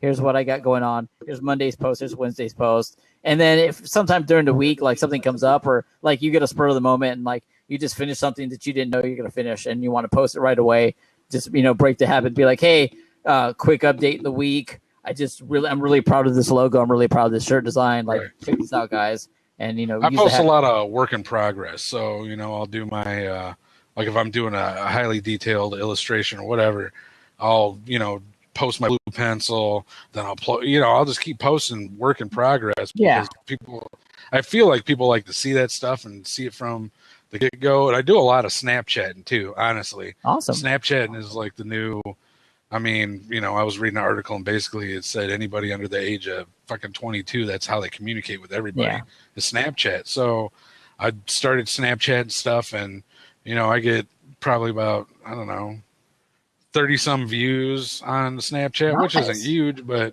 it's, and a lot of people, I don't even know who they are. They just follow me because I put it up on Instagram, say, follow me on the Snapchat and, I've see pictures of art. Yeah. And, my dog's staring at pizza. Pictures, that kind of shit, and it should kind of be a little, because the content for each one should be a little different. It's right now that you have it all automated. That's kind of cool that it does that. But, you want to maybe like Instagram is more for photos and your dog and your shit. Right. Twitter could be more of a conversation. Like that's, the thing I love with Twitter is, you could, like I said, you could reach anybody. You could be, I was in a conversation around this time last year and I was like, it was just me. I even remember the tweet. It was like, it was like 3 a.m. I was like up late, Monster Energy. I tagged the Monster. I was like, Monster Energy drink, Andrew WK in my headphones. Thanks for keeping me up. Hashtag like party hard, motivation, designer fuel and shit like that. And I tweeted it. And fucking Andrew WK is like, hey man, fucking awesome. Thanks for I'm glad I can help you out. And he follows me now. Like, sweet. I'm like, shit. I don't mess with Twitter. Now I'm gonna have to start. Yeah, and it's like, you just be you. There are ways to automate Twitter, and Twitter's the one thing I will never automate. Like if I have time, and I don't have a phone. Like this is kind of you can double take on that. I have an iPhone 3 or iPhone 4, and all I use it for is apps. I have I have my Snapchat and I have my Facebook and I have like all this stuff on the apps. And Right. so it's just with my Wi-Fi. But so I don't have a phone. So like when I go to Twitter, it's through my browser, and I tweet shit out, and I start conversations. I jump into conversations, and it's I'll never set to a schedule to like put out those random bullshit. I mean, it's buy my ebook, or hey, check out my free course, or all that marketing bullshit that people post articles about things on Twitter. And I don't know how much of the social media is on your Twitter feed, but like I was real heavy into that stuff, and then like I would check out the links and I'd read the article. I'd be like, oh, cool. This is like something I never know. Like, the Snapchat or 2,500, the Snapchat's hot for those people. I saw that article and I was like, that's really cool. And then I was like, I retweeted and I was like, hey, like I have a question. And like fucking nothing, like crickets. I'm like, okay, well, I'm going to unfollow you because you don't want to have a conversation. You don't want to interact. You just want to be like, check out my article. And, like, let's be humans. Like, let's not be just automated fucking people that are just like, hey, check this out. Like, let's have a two-way conversation. Let's be like, hey, I want to tell you your shit helped me. Like, you could at least be like, you're welcome. Or like, what did you get out of it? It's like, let's. Or maybe they don't notice it, like maybe they didn't. I have the notifications for Twitter turned off on my phone. So a lot of it. I got too many damn devices. So a lot of the conversations too connected. Yeah, a lot of the conversations on Twitter, like all those like marketing people, like are very one-sided. Like if you go to their tweets and replies, like they don't answer shit. So I'm like, I don't want to talk to you. Like you don't want to talk. Like right. Well, it's just like those Facebook groups, like when you have those newer designers and they're asking for feedback, and then I see people giving them feedback and they're just fighting them. Yeah. They're just like, oh, you don't know. I don't even know what they're saying. They're basically telling people to fuck off without telling them to fuck off. And it's just, I don't understand. Like, why? I don't know. It's the one group. You probably know which one I'm talking about. The one where it has all the younger people, younger designers in it. And they're just, they're seriously just, yeah, that's putting up some stuff that is just like, I know when I started I wasn't good. I know I wasn't, but I also took a feedback because you have to. You got to learn. And a lot of these guys, and it seems like a lot of them are for different continents, so maybe they're the language barrier is there, but they're just like very abrupt, and they're just like basically if you're not telling me it's good, I don't want to hear what you have to say. Yeah. And so, it's just sometimes I feel like I'm too connected. So if I miss something, like I have the notifications for Twitter turned off, and it's only because I don't have time to check everything. Yeah. And I don't want to, I don't know, man. Yeah. If you responded to everything all the time, you're never going to get any work done. Yeah, and that's the way I look at it. That is a very valid point. That's why with Twitter, like I'll go like a coffee break. I'll say, okay, I'm gonna allot 15 minutes to go see what the fuck's going on Twitter. Like and like I said on the Facebook post, like I'll sit on Sunday and go, okay, what's going on for this week? When do I want to post? Like what shows are coming up? And I know I can post this, and like I'll set them all on a schedule. I've done this. There was some website I went to where it says the best time to post for what you do, and mine's like 10 a.m. and 3 a.m. because I have the international. So like their morning time is and it's doing it at 10:05 because you get people who were supposed to like the run over 5 minutes after, like all this shit. But and it seemed to work. But stay consistent and put out shit that people are going to want to see, and the pages will get there. Everyone's got a Facebook except for those two people that don't. So right. Seriously, they don't have them. But one good buddy, he refuses. He's like, I'm not getting a Facebook ever. He's like, I'm gonna live in a cave and fuck Facebook. That's his attitude. Pretty much, he nailed it. That's pretty much what it is. But social media, it's good. It's good, but it's also irritating as shit. And I think that's my assessment on social media. Yeah, and I think going in the opposite direction, especially with the live event stuff that I do, I think people on the other end were like, hey, did you do any marketing? Because, you know, when I was involved, you know, it used to be like we get the flyers printed out and we'd go flyer the town. Like we'd Right. go to each, you know, place and be like, hey, can I put a flyer in your fucking window? And like, can we hang it here and hang it there? And nowadays, you know, that was 4 or 5 years ago. And like, I haven't kept up with that stuff because I didn't have to. But now I feel like, well, hey, why did my event have 10 people? Well, did you put the flyers out around town? No, we did like Facebook marketing. No, dude, you have to pound the pavement. You have to go to these little, you know, you have to go around the businesses and be like, hey, can I put this in your window? Like, sorry, a notification for a Facebook event.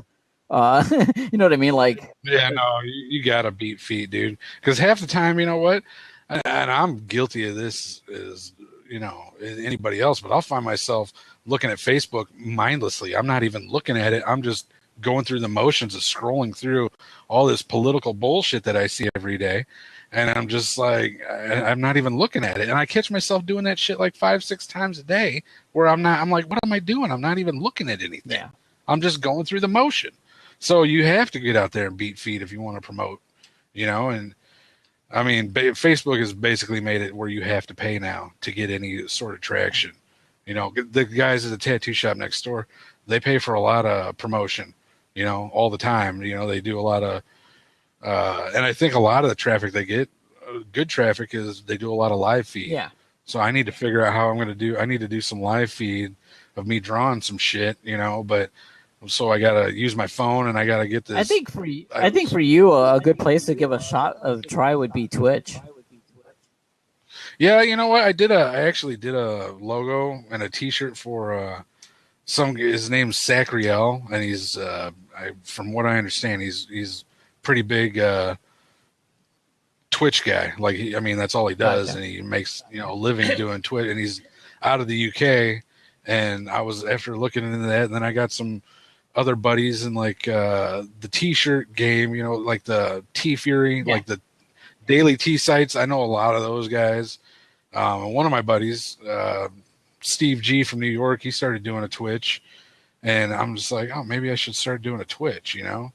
I actually, you know, I did a couple tutorial speed ups or whatever on. I did send you that link too, by the way, on Facebook. Let me get into that. Yeah, but like I think Twitch would be a good spot for you. I need to look into it. Because right now I'm working on another, tutorial video, like how I do my vector building. I just drew an owl real quick, and then, you know, I'm going to build it up with Corel Draw. But this time I'm going to actually speak in it. You know, I want to speak and explain what I'm doing instead of just a time lapse with, you know, DJ music playing. It's kind of like a walkthrough kind of situation. Yeah, you know, I mean, I'm not, you know, I don't think I'm going to do tutorial videos on like the beginning of how to, just my process, and like, you know, because I have a lot of techniques that I've just taught myself, you know, certain ways I do things. And, you know, I'd like to, you know, I actually watched one of your podcasts yesterday. William, I can't remember his last name. Starts with a P. Yeah, that guy. He's a pretty good guy. Yeah, so I was watching that, and, you know, I was just like, and he's talking about how and it seems like YouTube has gotten him his. Oh man, he blew up pretty good on YouTube. You know, well, it seems like it's got him his, you know, his following, and probably he has landed a lot of clients from, you know, just being well known on YouTube. So I mean, you could even do it. Yeah, you could even do a thing where it's like you do your walkthroughs and you don't explain all the techniques, and then be like, hey, if this gets 1,000 views or 2,000 views, I'll go back and I'll show you that technique, kind of deal. Right. So, I mean, it shows that you're willing to help out in that direction, and it also shows that, hey, if you do get that count of views or people in the comments asking for it, then you know it's worth your while to go back and do that. Because I mean, you know, we develop shortcuts along the way that you just find are faster. And I've watched videos from Will and other people like that, and it's like, hey, this you know, I never thought of looking at it from this way. And I've gone back and tried things. I'm like, hey, that is a lot quicker. Like, this works. You know, and I think that's one of the things that, like, so great about YouTube. You can look up and then try to learn anything, and there's always a new trick, a new idea that you're, every day someone else comes up with something else that's like, hey, did you ever do this? And like, hey, if you set your presets on this, so when you start, it cuts out time. Like, that's the one thing that we can't, no matter how successful or popular we get, like, that's the one thing we can't buy is time. Like, I wish there was more than 24 hours in a day. Shit, yes, dude. Because there's never so much shit I wish I could learn, and we're never going to know everything. And I tell people, I've said it before for years now. There's always that scenario that if you had a superpower, what would it be? And it was like, I wish I didn't have to sleep. Like, honestly, that's it. I know. If I had a superpower, it would be to duplicate myself more than once, so I could have like 4 or 5 of me doing the same shit that it needs to, So do this, do that, do this, do that, do this. Because then you'd be an unstoppable force. you know. And the one person you can trust more than anyone else is yourself. Exactly. I had a guy I used to work with I worked with him about 9-10 years, and he always told me, I learned a lot from this guy, a lot of business. He used to run some, pretty big business, and then, he just knows what he's doing. And one of his things was never rely on the inefficiencies of others, man. And that's one thing I say all the time. Another thing I say all the time is business and personal is personal. And, a lot of people have a hard time separating that, and, but it's the truth. Business is business. And when it comes to business, I'm blunt as shit. But when it, personal, I'm not trying to hurt anybody's feelings. But when it comes to business, I don't care. I'm not trying. If you get your feelings hurt, then you're taking it personal. That's, I mean, I feel that way about feedback. There's on that board we talked about, folks. You guys are not missing out. I don't know why I don't know why I haven't left yet. I think it humors me some days, but feedback. Like, if you keep telling someone that 10 of Ted's best work I've ever seen, like, you're gonna get comfortable. You're gonna be like, okay, well, hey, my shit's the best in the world, but no one's telling me not. If it isn't, right, you're not gonna hurt my. I'm not gonna be like, oh, fucking Brando told me it was shit. Like, god damn it. Like, I'm not gonna be like that. I'm gonna be like, Brando was honest enough to be like, look, dude, this needs work. Like, that's the way I look at things. And like, I'm that friend for my other friends that were wrestling. Like, they used to, people would be like, that was a great shit. That was awesome, man. Like, that's great. And, on the car ride home, I'd be like, look, dude, you messed up on this. Like, he's like, yeah, I know. Like, this didn't look good. This didn't look good. And, people would value that. It'd be like, look, you could have fluffed it. You could have been like, it was great like everybody else, but I'm not going to get any better by people holding back on honest feedback. And, like that group, like, I never post anything for feedback. Not because I'm afraid to. It's because, like, the bottom line is you can tear my shit apart. Like, go ahead. More power to you if you want to waste your day, tearing my shit apart in my flyer and be like, it's worst crap ever. But at the end of the day, my clients are happy. I have had some that I've been working for years. No one's left me yet. Even when the pay increase goes up every year, like, I'm an asset to these people, and they're happy. Also, I think a lot of it has to do with the industry that you're working in, or the clientele. The whatever industry your client's working in. I mean, for what you're doing, sometimes circus shit sells it. If it, that's, what I'm saying. It's just that, like, wrestling has that specific feel, and if somebody has not sat down and designed wrestling or anything like that, I really don't feel that they have any room to talk, because they're not really in the market and they don't know. Yeah, I mean, that's just my opinion. Yeah, and I can respect feedback. I could be like, and they could be like, I mean, like issues with like kerning, shit like that. I mean, but that's not feedback. That's just, hey, dude, check your eyes. Yeah. You know what I mean? Like, you looks like you're off by a 1/16 of an inch. I mean, but just stuff like that. That's not even really feedback. That's just helping somebody out. Because shit, sometimes I miss shit like that, and I got, my buddy Adam, he'll come in and say, hey, yeah, what about this? You need to fix that, or, it doesn't follow the golden rule. Like, what? Yeah. See, and that's the one thing, that's what I'm saying. Like, I am not a traditional designer. I don't use industry standard software. I use Photoshop to cut out pictures and to change shit to black and white. and maybe some, little things here and there. My bread and butter is Corel Draw and Sketch Pro. Those are the programs I spend most of my time in, and most of my time is in Corel Draw. And it's not industry standard. I've had to turn down jobs because they're asking me, "Hey, you want to? We want to offer you a job, but will you learn Illustrator?" And I'm like, "No, I won't, because fuck Illustrator. I don't like Adobe. I just don't. And I I'm mean, not a big fan." and I feel like if you're a true artist, like I keep telling you that you are a true artist, like you can pull off the same look no matter what program you're working on. That's what I'm saying, and anybody can. I don't really think that. I mean, do I have Illustrator? Yeah. Have I worked in Illustrator? Yeah. There's a couple.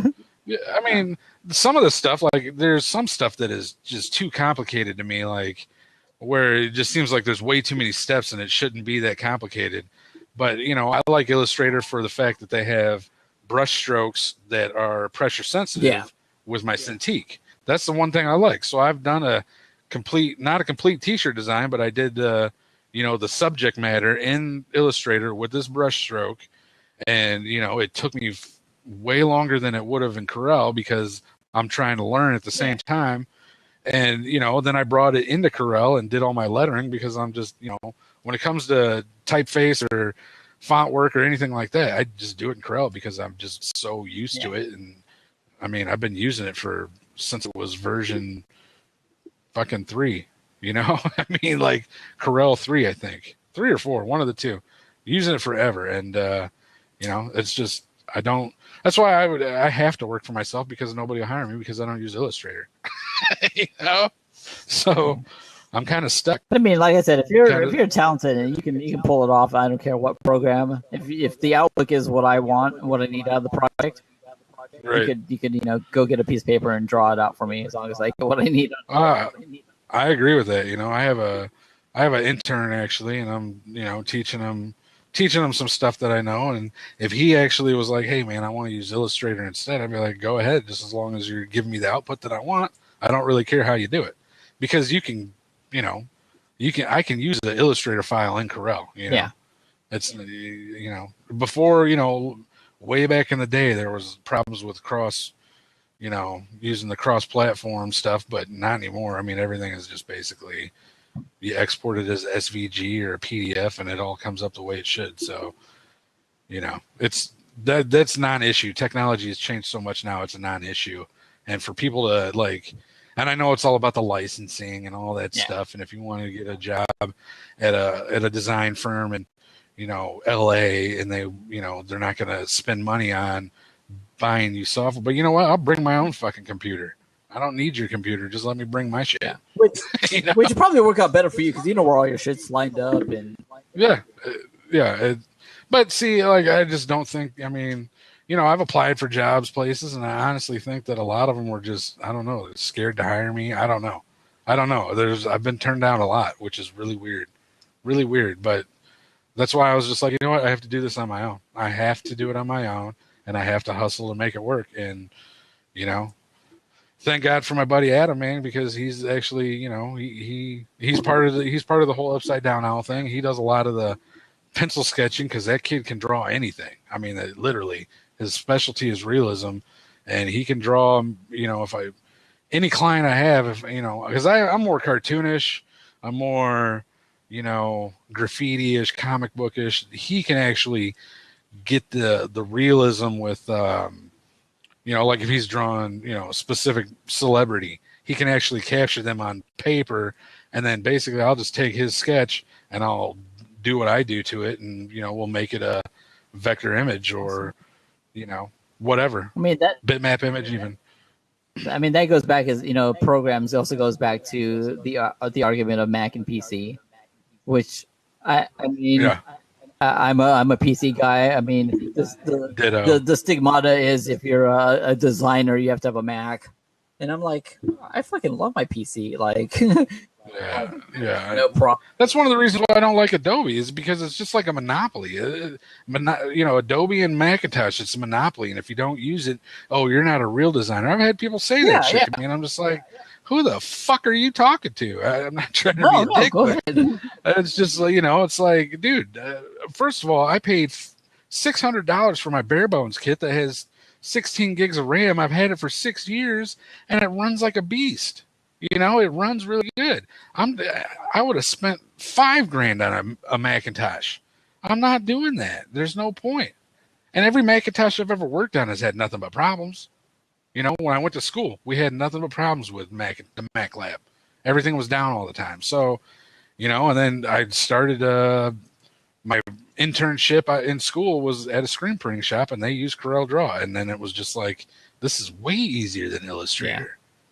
Yeah. Way easier. Point click building is way easier in Illustrator than it is in CorelDRAW than it is in Illustrator. Just to get your curves and all that stuff. And now they have this new thing called the B-spline tool, which will automatically straighten your curves for you. You know, so you can just basically point click, and it will straighten them for you, and you can get as detailed as you want, just depending on how tight you do your nodes. You know, so it's just I'm constantly learning as well. Like, I'm always teaching myself new stuff and always trying to figure out new techniques. And you know, I mean, like, you know, a couple of years back, I was told that, well, I wasn't a graphic designer because I didn't use some type of tablet. Right. I was like, okay. I'm like, okay. So, okay, after, you know, working with Photoshop since 2007, I'm like, okay, I guess last year, you know, I got to buy this fucking tablet thing, like, whatever. So I spend the money, I get the tablet, and I get it home, and I set it up, and I'm like, I'm sorry, like, I'm way quicker with the mouse. Like, I don't have time to try to learn this now that I've been using the mouse for so long. Like, yeah, I get my arms are starting to hurt now because I've been at it so long, but like, I tried to like take a week off and I'm like, okay, I'm going to learn how to do this, and it's nowhere as fast as, you know, what I was used to. And it's just like, it's sitting here. Are you talking about one of those whatever, like the $200-$300 graphics? Yeah. Well, I went cheap and I got where you're looking at the monitor and then you drawing. See, I tried that. I couldn't. Yeah, I got the first one I got. I spent $60 on. I was like, I'm not going to spend the $200 on the good one, and then it's just going to sit here. And that's what this one's doing. It's just sitting here. Like, I'll take photos of my desk and shit. And, like, it looks good. He's got a tablet. Like, oh, he's a designer. He doesn't have an app. I mean, a Mac, but he's got his tablet there. Like, I took a week and I was like, I'm just going to teach myself how to do this. And I'm like, this is so slow, so tedious. And like, you know, the pressure point where you were like the different pressures on the point, that was kind of cool. But like, I was just like, it's just taking me fucking forever. Like, and I scrapped it. If you're not, I scrapped it. I'm like, I'll just use my mouse. Like, I can get shit done with my mouse, you know. And I was mouse clicking. I was mouse building for years and years and years. And somebody let me borrow their little Wacom tablet, you know, just one of those little. And I just could not get the hang of looking at the monitor and trying to draw at the same time. I just couldn't get it. And then, you know, I want to say it was, what year is it? 2016. I want to say I took out a bank loan and I got a used Wacom Cintiq, and it was probably 2011. I want to say is when I got it. And I tell you what, I mean, that's night and day difference. Night and day difference, man. I don't. You know, I mean, for you, it's sitting right here, and it took me a year to use it, to figure out how to use it to what I do.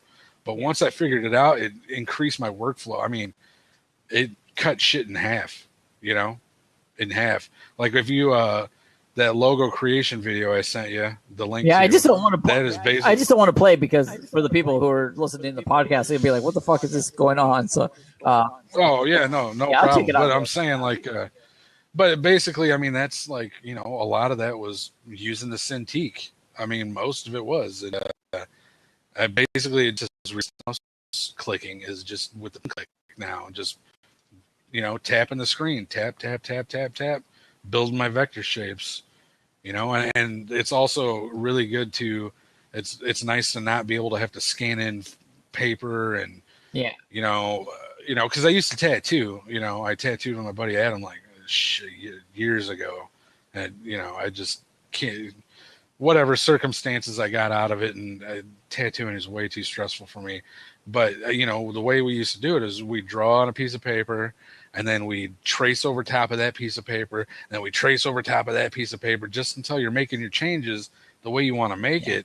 And now that I have the Cintiq and I use Sketchbook Pro to build my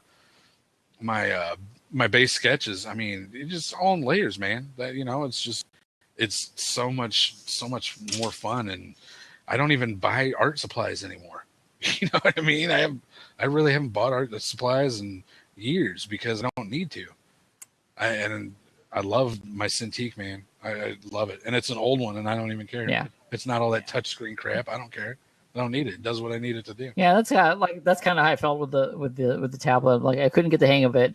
And on all honesty, I didn't have like the time that I could have really put towards it. Like I had shit to do. Like I couldn't put a week to stop and learn how to do it. And after 5 or 6 years with a mouse, like I'm just pretty quick at doing what I do with the mouse. So I fell into the trap. I was like, okay, I gotta get a tablet to be a designer. And I got it and it's there, and I take pictures of my desk sometimes, and people are like, oh, cool desk, what kind of tablet is that? I'm like, I don't know, like I don't use it, but like, do you want it? Do you want to buy it off? Because it's just sitting there. Like I could care less about it, but I'm a designer, quote unquote, so I have to have this shit that not necessarily. I don't really agree with that. If you I don't. Yeah, I don't. I feel like there's like say there's that that label, like you're a designer, so you have a Mac, and you've got these fancy products and whatnot. And I have. That's why I'm a digital wizard. I gave myself that title because I didn't. When you own your own business, and I'm just like, I don't want to call myself owner/operator. I mean, that's lame. So I'm just like, what do I do? Well, I'm all digital, and I know a lot of things. Fuck it. I'm a digital wizard, and I put it on my business card, and nobody's ever made fun of me for it, so I kept it. Yeah, I updated my Facebook. All right, I made a Facebook post about a year ago, and it was like one night I was just banging out projects left and right, and I was like, I'm like, I feel kind of like Batman, but if Batman was a graphic designer, and instead of a utility belt, he had Photoshop, and it was just like some lame shit came up with at 3 a.m. I was like, fucking, I'm like a superhero. Like you can be whatever you want to be, but like I feel like I also feel like the same thing about logos. So like feedback on logos and stuff like that, and like I want a cool logo, and like that's the thing. Like my issue right now is I have a shit logo. And I know I need to rebrand. That's why I'm so in love with your logo and the branding you've got going on. But like I feel like it's that could be an owl, and that could mean something to you. But I think when people see that, they need to know that stands for whatever you're trying to convey. If there's no solid work behind it, or if that's a cool logo that you got someone to do for you, and then the work shit, like it's not a brand or a symbol of anything. McDonald's wasn't like, hey, make me a cool logo, and they came up with these 2 yellow M's, like, or the yellow M. Like that wasn't, people weren't like, oh, that's cool. Like it's what it stood for, and what 20 years or whatever it's been of McDonald's being McDonald's that you associated with. So I mean, I literally, I feel like sometimes, some days I'm just like, literally, you could throw anything up and be a fucking logo. Like, that's your logo. And then, and I've had people say, because I've done a shit ton of logos, and I have a lot of people telling me, like, well, not really a lot. Actually, this video on the website, so. Right, but a lot of them are so old that I don't even really like to claim them, but I just, because I could do so much better on them. I look at my old stuff and I'm like, oh, I'd do this completely different. But people are like, that's not a logo, that's an illustration. Well, you know what? People, that's what the fuck they wanted, I always hear that's not a logo, it's a mark. Like, yeah, and everybody's like, explain, there's all these rules. There's all these rules that people have for, especially in these groups. It seems like there's all these rules that people have for graphic design. And I just don't buy it. It's whatever. If it looks good, it fucking looks good. I get some of it. Like, it's got to be able to scale. If it's... Well, obviously you need to do vector, but you can achieve... Well, if you shrink it down... Detailed shit with vector. Yeah, if you shrink it down, you got to be able to, like, read it as far as blowing it up and whatnot. And, like, I get that. I don't, the gradients, like, that's kind of, like, I kind of get why that would look bad. It won't show up well when you print. I mean, you can't really see that, you Right. know, in the rate. Well, and gradients are so 2000, like early 2000. I mean, it's either for, like, yeah, gradients. I just don't even really use gradients Yeah, so anymore. I mean, there's some of those things, but I mean, you know, it's what you're trying to convey, and if you have to use a gradient or if you want it raised, you know. But yeah, like I said, it's a logo is what you make of it. Strong. It also depends on the business and what they're actually going to use the logo for. Yeah. Like, that logo creation video. They're guys that brew their own beer, and they wanted it for T-shirts and bottle labels and stuff like that. Well, you don't need to shrink it down to the size of a dime. There's no reason for it. And if that's the case, then basically all you really have to do is, go a little bit deeper into your branding for this company and, do more than one logo. Do your main logo and then do some typeface that goes along with it. I do that a lot. That, like, especially with my own business. Yeah. I mean, I got this shirt right here. This is my main logo, and it has no text around it. But then I have other things that I use that has the text. Yeah. It's just building that brand where it's. I mean, look at Nike. It's just a swoosh. Everybody knows what it is. Everybody. You can't go anywhere and not know anybody. I mean, little kids are making those shoes and wherever. They know what that logo is. That's a paycheck right there. Right. 35 cents an hour. I need to crank out more shoes. Yeah. But Nike. Yeah, we'll go ahead and wrap this up. Then there's a little bonus. Right on, we'll do the 5 questions afterwards. But let's since you're the big fan, where can people find you on the interwebs? Add me on Facebook. Add my personal Brando Punk. Just look it up on Facebook or. He's gonna be wearing a black polo, I guarantee. Yep.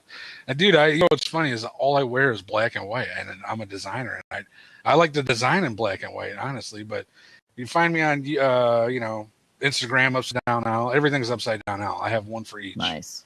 So follow me on any of them. And it's kind of weird you said that because when I went to this Adobe thing, I think it was like 2 years ago, I took the train into Chicago and I was there all super early and I knew what it was. I knew it was Adobe's attempt to sell me on the newest product and, I knew what it was, but at the same time, it was like connect with other people. And it was a breakfast kind of thing. You went in at 8 and got like free breakfast and like you sat through their shit and they gave you a, Adobe goodie bag and, you left with a good time. And then I hung out in Chicago afterwards anyway. So I took the train in and I got there and it was like, meeting people and cool. And like, what is it? Like, it just blew my mind. It's like every person that was there was a graphic designer and they all had tattoos. It's just, my mind was blown. I was like, excuse me, like, were you handing these out at the door? Like, and I'm here. I have a bunch. I'm here with nothing, and I want to get something soon. I just want to get something that's not going to be useless bullshit. Because I know so many people that like, why do you have that on? I played it one time. I had a friend of mine had a fucking koi fish on his back, and I was like, dude, why did you get a koi fish? And he's like, I was like, just tell me you thought it was cool. And he was like, no. He's like, when I was a kid, I was like 7. I had one, and it died, and it was special to me. I'm like, dude, don't make up a bullshit story. Just, I'll respect it. I'll respect you more if you're like, I went in, I looked, it was fucking cool. I wanted it. Like, yeah, I got Pee Wee Herman right here. Okay, that's awesome. See, like that's shit. I'm okay with that. I grew up on that shit. Yeah. I grew up on that shit. But most of my tattoos are not finished and garbage, because who do you think Adam practiced on back in the day when he was learning? Nice. Me. So, that's just how it goes. And half of them, I mean, I don't even have maybe 3 finished tattoos, and I probably have 30 tattoos. He's like, that's why I wear long sleeves. You can't see all the bad tattoos. Yeah. Well, I just don't even care. Like, I don't even care about getting them finished because I'm too busy doing real shit instead of worrying about how my arms look with tattoos on. Yeah, so I've always wanted to get one, but I just I walked in that place and I was like, they hand out tattoos at the door. Like, I felt like less of a quote unquote graphic designer because I wasn't. We're only 4 hours away from each other because I'm only about 3 hours away from Chicago. If you want to get a tattoo, you need to check out Adam's work. You get a portrait, that's the guy you go to. Well, like I said, like Seriously. I messed around with a couple ideas. Another thing that's been holding me back too is I'm diabetic, so I'm like not trying Oh yeah, to right. do that. But I want to get like you know a hustle or I like those ones that are like one word when it's one way and you turn it the other way and it's another word kind of deals. Like What are those those are called? kind of cool. Anagrams? Yeah, it's like I want to do something Yeah. that represents what I got going on. And Right. it's creativity and hustle and the grind that it takes to try to make a name for yourself out there in this wacky social media type of world where we got to and I actually it's kind of weird because I've designed other stuff for people to get tattooed before. That was kind of cool seeing my work Right. on somebody. But I've never, pulled the plunge yet. I have a friend of mine the guy that comes from Australia every year and he gets tattoos while he's here because it's cheaper. And he Yeah. got like this time he got a Yoda on his arm and shit like that. And he's trying to finish a Star Wars sleeve. So he's like, Yeah. I got Yoda right here too. he's like sitting he's like sitting and he's always like, well, Monday of my trip, like I got to spend 8 hours in a chair. And I'm like, I just can't do that. Like, Yeah. and it's Yeah. That's why I don't get them anymore. I ain't got time to sit and get tattooed. and it's like I don't I even don't have the think time. I want to keep if I do anything I want to keep it simple because like I give myself shots every day. Like I give myself 3 or 4 a day, and Right. it's like that's one thing. But I don't know if I can take. I don't know if like 2 minutes in, I'm gonna be like, yeah, fuck this, I'm out. Like, uh, I don't know. If Yeah. I got the I'll be honest. The shit hurts. I hate getting them. So maybe that's another reason why I stopped getting them yeah. all the time. Probably you're probably Yeah. just They like I'm hurt. not gonna be your pincushion Adam. Yeah. I mean, he's so good now. I mean, it's just like, okay, now you need to go and fix all the shit I have. And he's like, nah, Thanks, we're not going to do asshole. that. Yeah, right. All right, so folks, like I said, Adam on Facebook. Obviously, he's a very talented artist. Hopefully, we can get his social media here fixed up and send you on the path so you're not going to be broke when I borrow 20 out of your $40. Right. That was a good Yeah, one. last week, Way to finish. I was just like, I had like $400 in pending invoices, and I was like, oh, can someone just pay me? Like, I got shit to do. Oh, I dude. got things. Dude, I'll go to a client's house if they owe me money. I don't even care. Like, I got my deposit. Everything was good, and it was just like, oh god, like I Yeah. just need this one. And you're like, I want to go do some shit. Like, I want to go out, Yeah. go eat, and go see a movie or something. Like, it's there, so you're just like checking PayPal. Like, not today, okay. Yeah. And Every day. and it's like, and I want to play cool. Like, I'll send the guy a message, like, hey man, any news on that invoice, or just little things like that. But and that's another thing that bugs me too. Is like I get people go through shit. Like, I have one guy that didn't talk to me for 2 weeks because like half the invoice was there, and I was like, I sent you the sample. Like, you told me Friday. This was like 2 Fridays ago, and like I could see where the messages have been read on Facebook. Like, you see that little thing, yeah. and I'm like, look, dude, like I had to write him this book. I'm like, look, I rather you like be like, hey, Derek, like my car broke, like fuck your $400, like I need my Be shit fixed. honest. Be Yeah, and honest. I can't pay you till like next Friday, and I'll be like, cool, and I'll write down, okay, pending payment till next Friday, like, and I'll check back on Thursday and be like, it's Friday, still good. Like, I have no problem doing that. I will adjust my schedule and my money coming in and out to be okay to cover my shit. Like, Right. I won't go and be like, okay, I got $400, let's go buy an Xbox or some shit.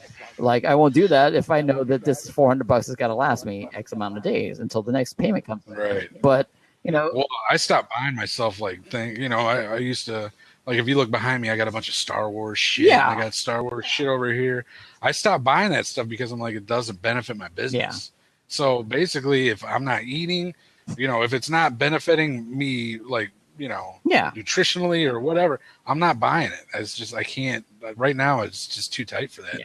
I'll wait till I'm making a crap ton of money and then I'll buy the good stuff. But it's like, don't lose a friendship over the fact that you don't want to mess with me. No. Yeah, and I have people that do that to me, and they still do, and I've worked with them for quite a while, and I know they see the shit that I'm sending them. You're seeing it, you're just ignoring me, and more than anything, I hate being ignored. I hate it. I've kind of, with this one guy, he's notorious for doing it. I've kind of turned it into a slight game to humor myself. like I sent him a message on Monday, and I was like, any update on the invoice, and nothing. And I was like, I'll just send a message like, yo, hey, how's it going? And I'm like, so I sent him, I was like, hey man, like any news on the invoice? And question mark, like Monday. And by Tuesday, I'm like, guess not. Yeah. And I was Yeah, like, dude, just keep it light. I'm like, I know you're seeing these. Just tell me what's up. Like, just shit, be honest. shit comes up. Just let me know what's going on. Just let me know what's going on. That's all I ask. Yeah. Just, I mean, or otherwise, I'm driving to your house. I mean, that's just the way it is. Because if I jump through hoops the size of a quarter to get stuff to you when you say you need it by, but you can't pay me when it's done, then you're barking up the wrong tree. I get pissed about shit like that. Yeah, and I mean, like I said, that's the exact situation that happened. He sent me the invoice. I mean, I sent him the invoice on Friday. He's like, I need it by Saturday or Sunday, and I sent him the sample. He paid it, and I mean, he paid the invoice for half, and then I sent him a sample on Sunday, and I was like, you needed it quick, like, and he finally got up with me, and he was like, dude, my car broke, and I had to pay X amount to get it fixed. I'm like, look. Just fucking tell me that shit. Like, exactly. Just keep a line of communication open. Like, ignoring makes it seem like you're just like you're not gonna. When they're ignoring you, they're just like, oh, okay, so I'm just out that money now. Yeah, that's how I look at it when people ignore me. It's like, okay, now I'm not getting that, so now I have to hustle twice as hard this week to get more money because I don't think I'm getting the money from you. Unless I physically drive to where you're at and say, yo, give me my money, bro. Which I've done before. I've had to. But, this world we live in, folks. Social media, like I said, it's a sticky situation. But just keep hustling, folks. You get a credit card on file.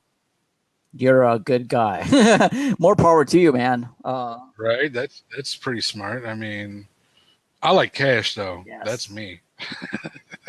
As long as it's not Bitcoin, because somebody tried to pay me Bitcoin once. I was like, fuck that shit.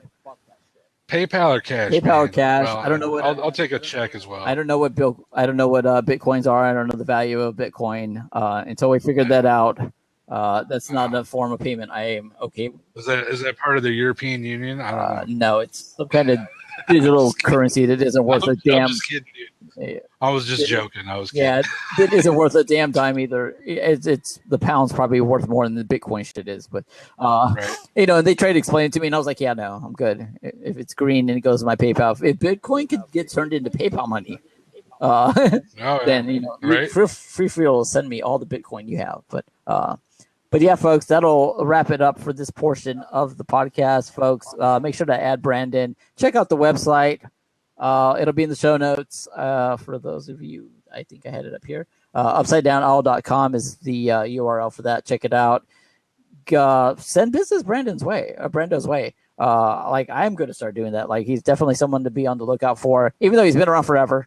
You know what I mean? Like, I bet, dude. I've been honing my skills. I've been hiding in the shadows, honing my skills. Now I'm ready to go. That's those are the most dangerous people, folks. The quiet ones, and the ones you don't expect anything out of, because there's not that level of, hey, this guy better crank out good shit. It's like, I don't know where this guy come from, but he's putting out some good shit. And folks, definitely, it's been an honor to connect with Brando. We will definitely. Thanks for having me, dude. We'll have him come back down the road. We'll see what he's doing in a couple of months. See if any of the social media shit worked. Right.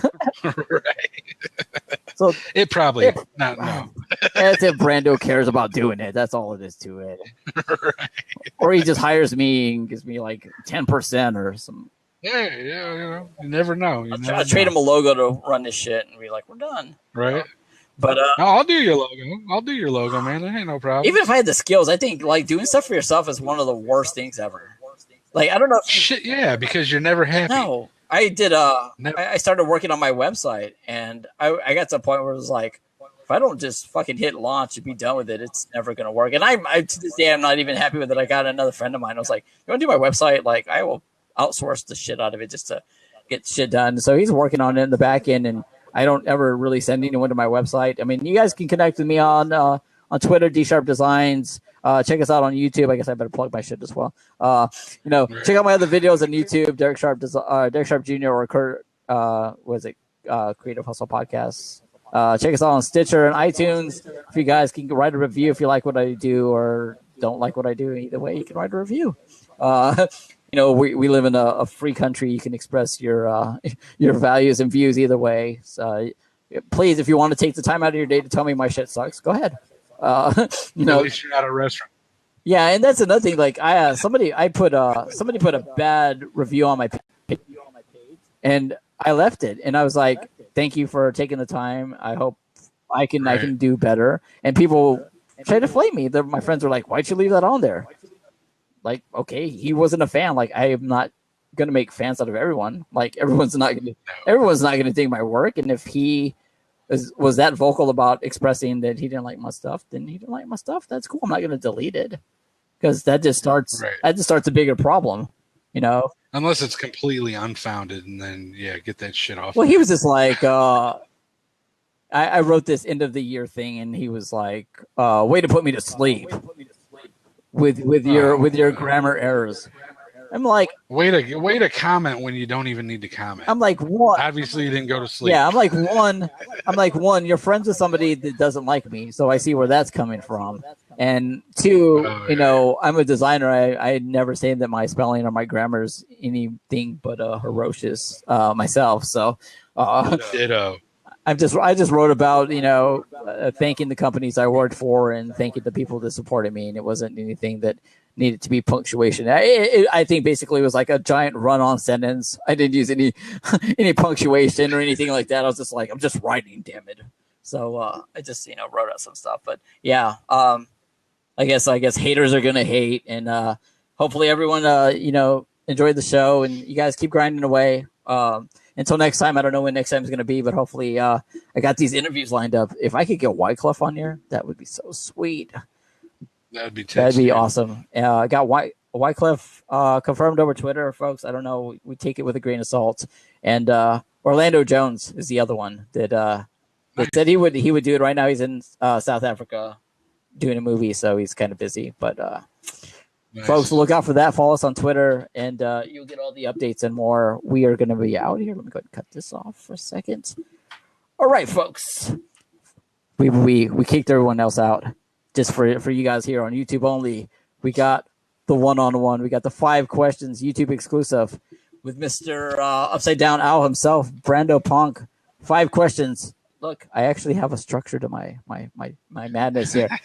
Bonus content, folks. Question number 1, and you'll recognize these if you watch any of the interviews because everyone gets the same question. But yours had a tweak on number 3.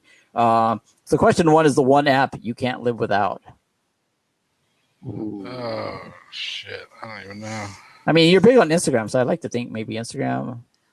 Yeah, but I mean, you know what? I check Facebook more. Yeah, I mean, I was gonna say you can count Facebook as an app since you're mostly mobile. Yeah, what can I say too? Facebook and Instagram. Yeah. So you'd be lost without those two. iPod playlist. What are you rocking? I listen to a lot of Block Party, Tool.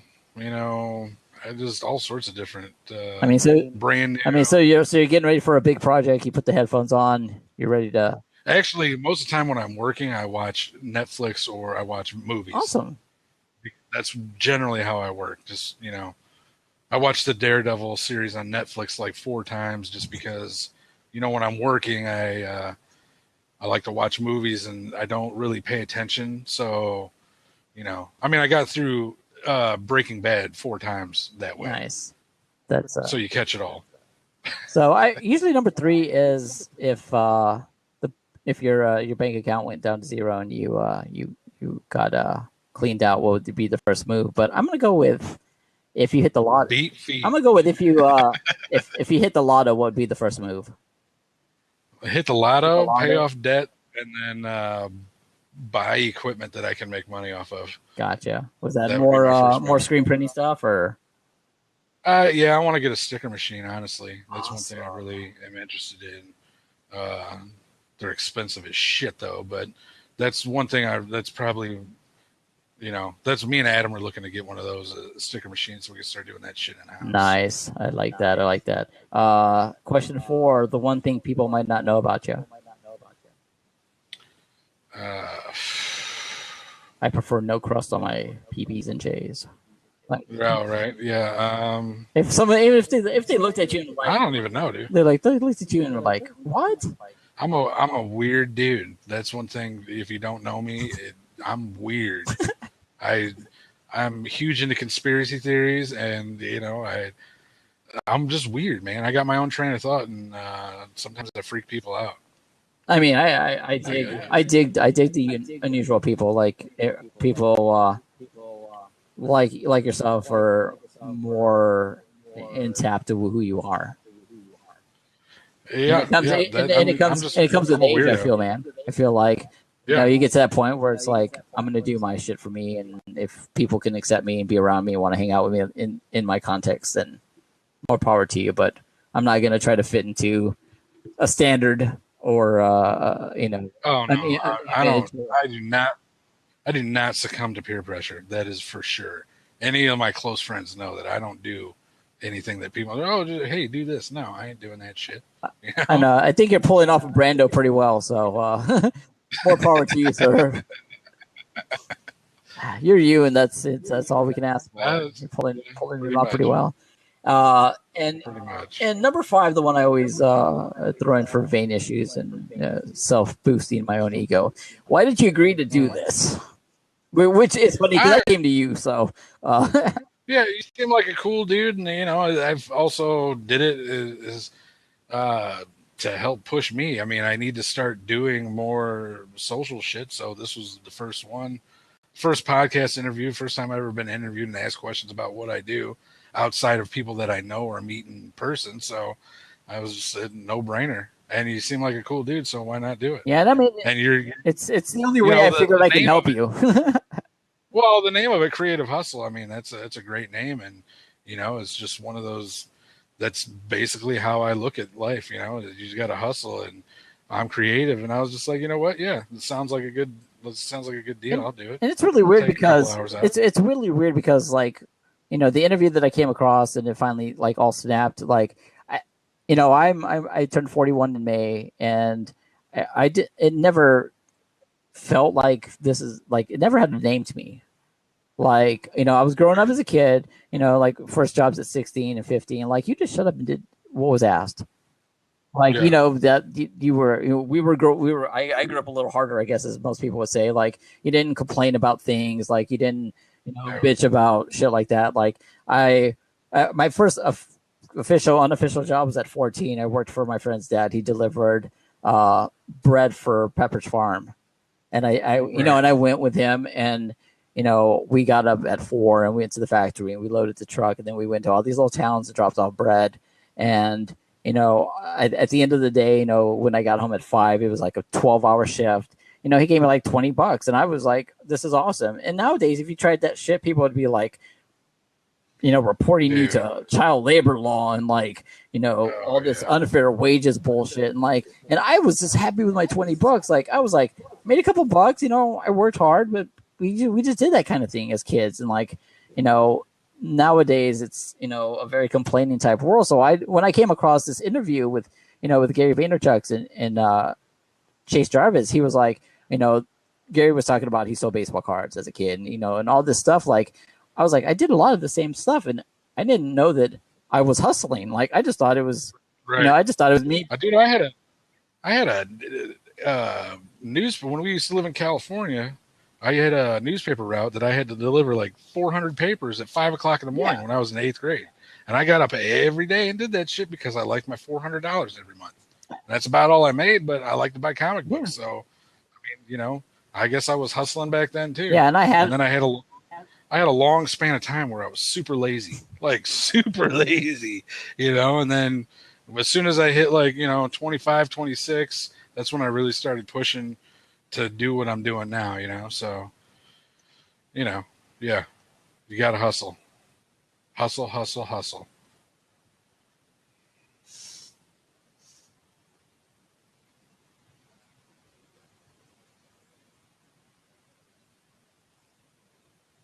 there we go. That was weird.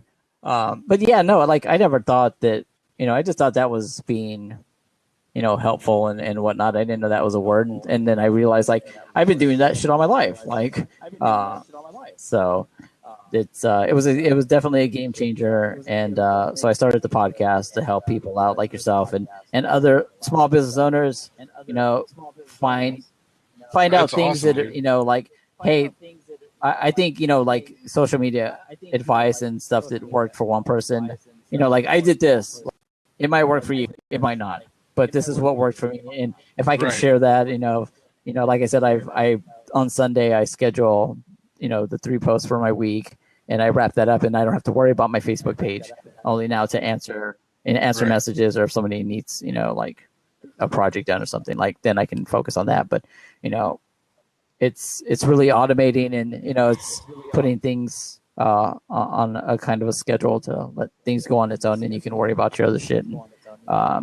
hopefully, like I said, folks, that our tips or this interview can help you guys out with that. And I thank you. That was our 5 questions. Like I said, I kind of came to you, so it was kind of weird to be like, "Why'd you agree to do this?" Because I kind of like, "Hey, man, you should do this." And it was like, Ah, it's my only way to.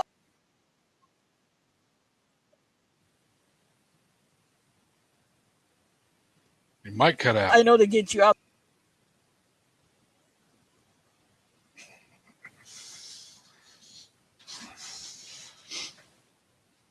Yeah, this is the most technically challenging issue I've ever done, but yeah, definitely we're gonna wrap this up. I thank you for everything, and we'll keep in touch. And Thank folks, you.